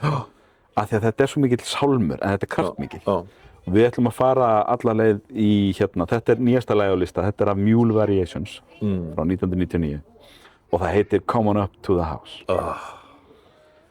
Og ég held í alvörunni að því að lagið náttúrulega líka þannig að það bara svona gengur og það verið að endur þig Come On Up to the House aftur og aftur með þessum kraftmikla Tom Waits og bakrættir og kórattirna allt bandið að syngja með klappið og allt saman sko. Þetta lag gæti verið svona 45 mínútna langt og ég myndi ekki segja að það væri langt. Ef hann hefði bara gefið plötu sem heitir Come On Up to the House, bara eitt lag, 48 mínútur, double-sided vinyl, ég verið bara, já, bara svona intermission á meðan við snúum plötunum við og höldum vínlinum áfram. Ok, er þetta tilbúin? Come on up to the house. Ég væri bara til í það. Þetta er stórkostlega gott. Þetta er svo einfalt, þetta er eins og við vorum að tala með Where It's At. Það er enginlega að færa rök fyrir því að Where It's At sé næst besta lagasmíðin hans Beck. Nei. Það er enginlega að færa rök fyrir mig að færa rök fyrir því að þetta sé besta lagasmíð sem Tom Waits á. Nei. Þetta er svo ógeðslega einfalt, skilur við. En ég meina, einfaldleikinn er nú oft bestur, sko. Já, töfrarnir leynast í einfaldleikanum. Hann bara hittir á einhverja gulllæð og er bara þar og mætti bara hreinlega að vera þar lengur. Já, þetta er nú kannski svolítið galdurinn við Waits. Lagið sem ég með fyrsta sæti er einmitt mun flóknari lagasmíð. En svona heilt yfir, lögin sem ég með eru mjög einföld. Já. Tangled to the Shore kannski pínu flóknara en God's Away on Business er bara 3 hljóma blues sko. Og þú veist og sérstaklega sko eftir 1983 þá er þetta meira og minna frekar einfaldur. Þú veist hann byrjar í jazzinu, hann byrjar rosalega flókið. Svo fer hann miklu meir í minimalískari tónsmíðar. Og gerir að mörguleyti miklu betri lög. Þetta er alltaf því dadaismi sko, á köflum. Á köflum, já. Þetta er svo rosalega einfalt og minimalist, en svinnvirkar. Það sem hann er líka ofta að gera og þú veist eins og á þessari plötu og í þessu lagi og svona, sem að virka svo það eru óhefbundnar útsendingar. Já. Þú veist, slagverkin eru nánast aldrei trommur hjá hann. Nei. Eftir 1990 eða eitthvað, þá bregður þér að þú heyrir trommusett. Þú veist að þetta er alltaf eitthvað, það er verið að lemja keðju í golffjalir eða eitthvað. Sko. Já, líka 80s, ég meina, þú veist, Big Black Mariah á Rain Dogs, þú veist, þar er bara, þú veist, verið að stappa og berja kommóðu með fjöl. Þú veist, þeir fundi einhverja kommóðu út á götu og drösluðinn inn. Og sem Nine Inch Nails aðdáandi mikill, þá fíla ég þetta og við, sko, það Reznor í Nine Inch Nails hefur alltaf verið þarna. Að reyna að gera fullkomna hluti á ófullkomin hátt og fara út fyrir að taka upp hluti eins og þá hann tekur upp sítar í gegnum vask á einhvern plötunni hjá sér. Bara til þess að fá einhvern veginn svona rosalega svona þröngt hljóð og málmkennt. Allt eitthvað svona sem getur gert hlutina sem þú þekkir rosalega vel, hljóðfærin eða annað, skrítinn. Og taka viljandi upp falskar raddir og alls konar. Og Tom Waits er svolítið þarna og það, ég held að þú hefur kannski haldið að þetta er eitthvað challenge fyrir mig að því að en það kom á daginn, ég er bara með priors þarna og ég var bara leið og ég fór að heyra þessa hluti þegar hann var fann að bjaga hlutina viljandi og annað. Þá var ég bara all in sko. Og það er náttúrulega, ég heyrði viðtal við, ég man ekki hvort ég talaði um það, ég hef allavega sagt þér þetta, ég man ekki hvort, ég held ég hef ekki talað um það hér. Ég heyrði þess að viðtal við mann sem spilaði á gítar á allavega á Bone Machine, ég man ekki hvort hann hefur spilað á fleiri plötum. Jú, mér langar að segja hann hafi verið á 2 plötum með honum, ég man ekki alveg. Þá, sem sagt, hann hafði sagt, þetta var maður, hann var vinur Les Claypool og náttúrulega Primus hafa unnið mjög mikið með Waits. Og sagt, hann er að leita gítarleikara og Les Claypool mæli með þessum, sem var þá nýbyrjar að vinna, hann hafði verið í einhver hljómsveit og nýbyrjar að vinna bara sem sessjónleikari þegar hljómsveitin hafði liðast í sundur. Og hann mætir þarna, þau eru að taka upp á einhverjum bóndabæ í Norður Kaliforníu og það er bara svona, ok, þetta er lagið og hann eitthvað, ok, byrjar eitthvað að fikta eitthvað, að reyna að finna eitthvað riff við lagið og það var sem sagt hérna Going Out West og Waits sem sagt hafði tekið upp sko hérna trommunar og bassan og sönginn, bara allt í einu, þar sem hann og Larry Taylor, bassalekarinn hans, voru bara, hann var að tromma á einhverjar fötur bara sjálfur sko, bara þetta hljómar á sko bara gettoblaster. Hann bara, þú veist, ítt á upptöku, tók þetta upp og svo bara eitthvað, þú veist, er það demo? Nei, þetta er það sem við ætlum að nota og við bara notum þetta, til að spila gítarriff yfir þetta og hann bara eitthvað, ok, byrjar eitthvað að fikta við eitthvað riff og hann kemur eitthvað, ok, og þeir taka upp á meðan hann er að fikta og hann eitthvað, ok, ég held þessi komið með þetta, nei, þetta komið flott, takk og svona vinnur hann, sko, þú veist, og þess vegna er með hljóðmar ofta eins og Dadaismi, af því að hann er að fá geðveikt góða sessjóntónlistamenn, en hann leyfir þeim ekkert að klára, þú veist, hann tekur þá svona einhvern veginn í miðju kafi að finna útsetninguna og þannig býr hann þetta til. Og þannig að sko eftirvinnslan er í raun og veru sko, þetta er bara eins og með, þú vorst að tala um Golden Age með Beck, sko, eftirvinnslan þar er mjög stór hluti af galdrinum. Ég held að... Og það er svolítið mikið hjá Waits, sko, hann náttúrulega og Kathleen Konan hans pródúsera þetta allt. Og, þú veist, og það sem að þau eru að gera bara í mixklefanum held ég alveg brjálæðast að stór hluta þessu. Það er örugglega ekki auðvelt að mixa svona lög sem að hljóma bara, þú veist, eins og eitthvað demolition team inn í baðherbyggi eða eitthvað. Nákvæmlega. En svo bara fæðast einhverju töfrar í útsetningunum af því að útsetningarnar eru svo viðundarlegar og svona venjulegar. Það er ekkert hægt að leika þetta eftir bara í einhverju stúdíói með fullkomlega mækar, trommur og hérna, þú veist, 300.000 króna bassa og eitthvað. Og þess vegna fáum við aldrei annan Tom Waits.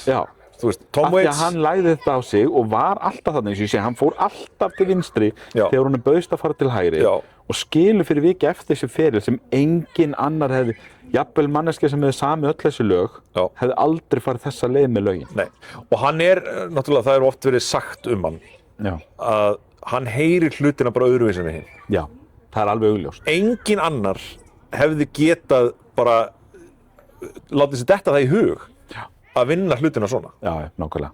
Og það er bara geður. Magnaður tónlistarmaður. Það er fyrsta sæti hjá mér. Já. Og þetta, ég þurfti ekki að hugsa mikið þetta, sko. Já. Það eru sennilega engin Tom Waits lög sem að eiga jafn stórt sæti í hjartan hjá mér. Ég margoft coveraði þetta og þetta var fyrsta lagið sem ég lærði að spila á píanó. Já. Að vísu í einfaldaðri útgáfu en samt og hefur haft bara gríðarlega mikil áhrif á mínar tónsmíðar og textasmíðar og allt. Þetta er lag frá 1980 af Heart Attack and Wine sem heitir On the Nickel. Já. Þarna er gamli við píanóið að syngja Róna í Los Angeles og þetta var samið fyrir heimildamyndum útigangsmenn í Los Angeles. Já. Og þetta er bara einfallegasta tónsmíð og textasmíð sem að ég veit. Honum eru heimilislausir hugleiknir. Við horfum á einhverja stutt á svona heimildamynd í vetur líka þar sem að hann hefur gert þetta aftur núna nýlega allavega. Já, hann gerði sandi ljóðabálk heimilislausa. Þannig að þú vildir minna, sagðir ekki við mig að það var eitthvað við að því að hann náttúrulega strögglaði með drykkju á tímabúndi, hann sá kannski mögulega eitthvað, þú veist, ég er bara mjög nálægt í að hafa endað þarna. Ég hugsa að það gæti alveg verið. Það er eitthvað þarna sem hann tengdi við og fann mikla svona samkennd fyrir. Já, hann umgekkst sko þegar hann bjó í Los Angeles. Þannig að hann syngur oft Já, mjög oft sko. Svona fólk sem er á yngstrætum lífsins. Hann hefur sagt sögu frá því sjálfur sko, hann hafi þegar hann samti Tom Roberts Blues sem var nú mjög nálægt því að komast inn á listan svo því sé haldið til haga mjög margi sem myndu telja það að vera besta lagið hans. Mér finnst bara On the Nickel vera að gera sama hlutin bara ennþá betur. En það er líka annar lag sem er heimilislausa og náttúrulega byggir á ástralska óopinbera ástralska þjóðsögnum Waltzing Matilda. Hann sagði frá því einhvern tímann að hann hefði verið hérna í Los Angeles, hann alltaf bjó á hóteli í Los Angeles í mörg ár og hefði bara farið út, hangið með útigangsmönnunum í downtown Los Angeles, farið síðan heim og hafði drukkið heila viskíflösku, farið heim, ælt og samið Tom Roberts Blues. Það er sagan af því hvernig það lag var til. Það hljómar sennilega með efnistök lagsins. En hann virðist hafa sko umgengist útigangsfólk svolítið þegar hann bjó í Los Angeles og einmitt kannski fundið til einhverjar samkenndar og kannski séð sjálfan sig í þeim að einhverju leyti sko. Já, eða bara hreinlega haft samkennd með fólki og fundist þetta áhugaverður og misskilinn oft svona þjóðflokkur. Og ég meina, maður þarf nú ekki að hlusta mikið á Tom Waits, sko, hann er þekktur fyrir það að vera erfiður í samskiptum. Hann er þekktur fyrir það að vera skapstyggur og Já, og bara ekki mjög þægilegur í samskiptum eða samstarfi. Já. En ég held að maður þurfir ekki að hlusta mjög mikið á Tom Waits til þess að átta sig samt á því að hann með gríðarlega mikla samkennd og hann mikill húmanisti, sko. Já, nákvæmlega. Einstakur. En þá er þetta komið. Já. Þetta var, ég pínu svona eftir þetta. Ég alveg bara svona, ég gerði mér í grein fyrir, ég alveg bara svona. Við erum búin að bíða lengi eftir þessu, þetta kostaði mikla vinnu. Þetta var yndislega vinnu og mikið fegin að við gerðum þetta. Já, ég sammála. Þetta var já, það er náttúrulega engin listamaður sem ég þykir vænna heldur en Tom Waits og sem hefur haft meiri áhrif á mig sem listamann eða mannesku. Já. Og gaman og ég er mjög ánægður með þennan lista. Já, þetta er frábær listi. Ég ætla að fara núna og hlusta á öll lögin sem þú settir á lista. Já. Af því að ég held að bara 2 af þeim voru á playlistanum hjá mér eða eitthvað, þannig að það er greinilegt að ég á eftir að grafa eftir meira gulli þegar Tom Waits annars með. Já, það er alltaf meira. Ég er ennþá að hlusta á lög og bara eitthvað, já, þetta er betra en við myndi og eitthvað svona.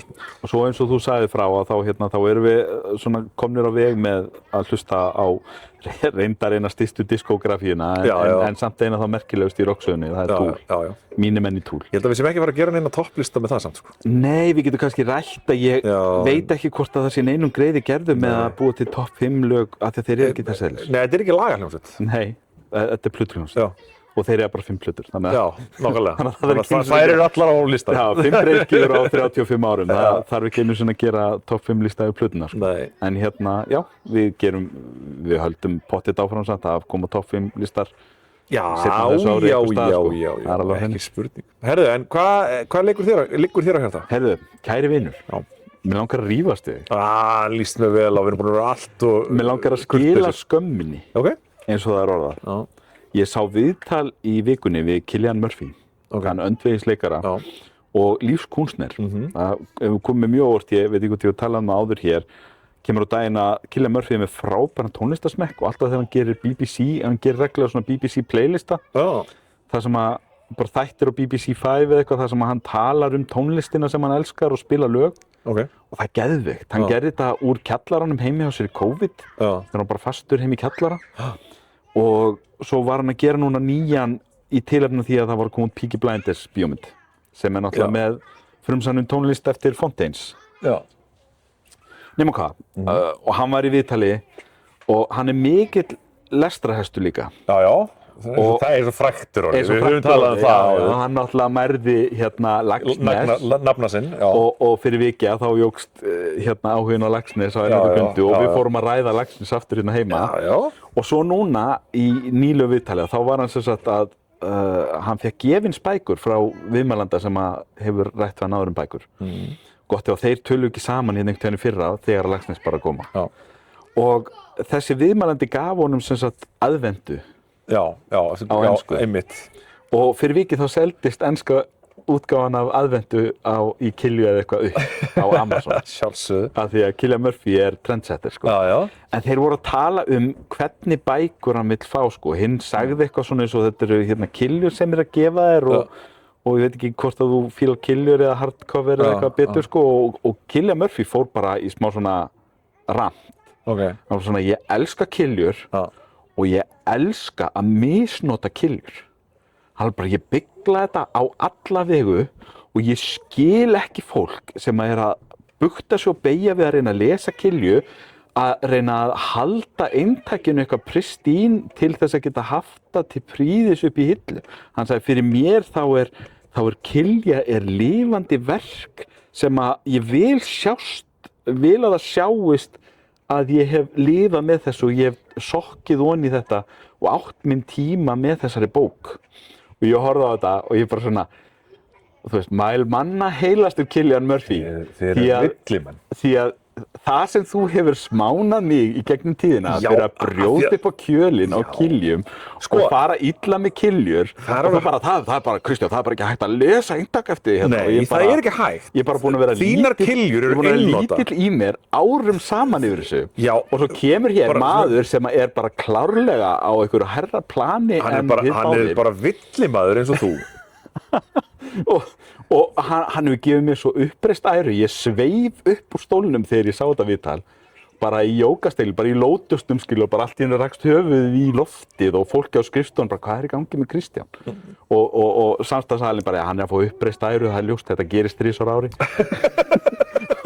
og ég er svona Þú hefur rétt fyrir þig 3 ári Nei, rétt þar sem að ég hef verið ranglega sakaður að hafa rangt fyrir mér það það sem að gerast, ég hef rétt fyrir mér 50 sinnum á dag sko. En já, ég vil bara vísa þessum ummælum þínum og þessari skömm þinni til föðurhúsanna, ég skila hér með skömminni og viltu bara taka þetta til þín og reyna að bæta Ég mun aldrei, það er munur á því að það sjáist ekki að bókin hafi verið lesin eða að bókin sé orðin að kjölunin sé komin í 45 gráður af því að búið að brjóta hann svo mikið og það sé ekki hægt. Það maður gerir við kynlíf. Nei! Ef þú vilt yfirleitt inntak, þá splæsur í innbundið. Ég er alveg sammála því. Já. En ég vil geta gefið öðrum eintökin mín til þess að lesa án þess að vera að rétta þeim notaðan klósettpappír, Kristján. Þú veist, það er bara Veistu það? Þetta er bara svona eins og, þú veist, ég ætla að gefa þér skópar en ég er búinn að pissa í það. Já. Þetta er ógeðslegt. Já. Þú veist, ég bara, það eina sem ég geri er að opna bókina og liðka þess kjölinn þannig að hann verði ekki eins og bara eitthvað svona pappamassi sem er búið að setjast á þegar ég er búinn að lesa bókina. Ég tel mig fórnarlamb í þessu máli. Ég mátt sæta andlega ofbeldi, svo áratugum skiptir. Alltaf þegar þú lánar mér bækur eða gefur mér gömul eintök frá þér sem eru í kiljum, þá þarf ég að kaupa nýtt eintak af því ég get ekki lesið þetta eftir þig. Ég sé bara greinilega að þú ert típan sem getur ekki beðist afsökunar og tekið til þín þegar þú er rangt fyrir þér. Það er reyndar alveg rétt. Óforskammaður fyrir allan peningin. Ég er með Cillian Murphy í mínu horni. Hvern ert þú með í þínu horni? Skák og mát, Eyvindur. Skák og mát. Skulum hafa það loka orðin. Sjáumst aftur í næstu viku. Bless. Bless.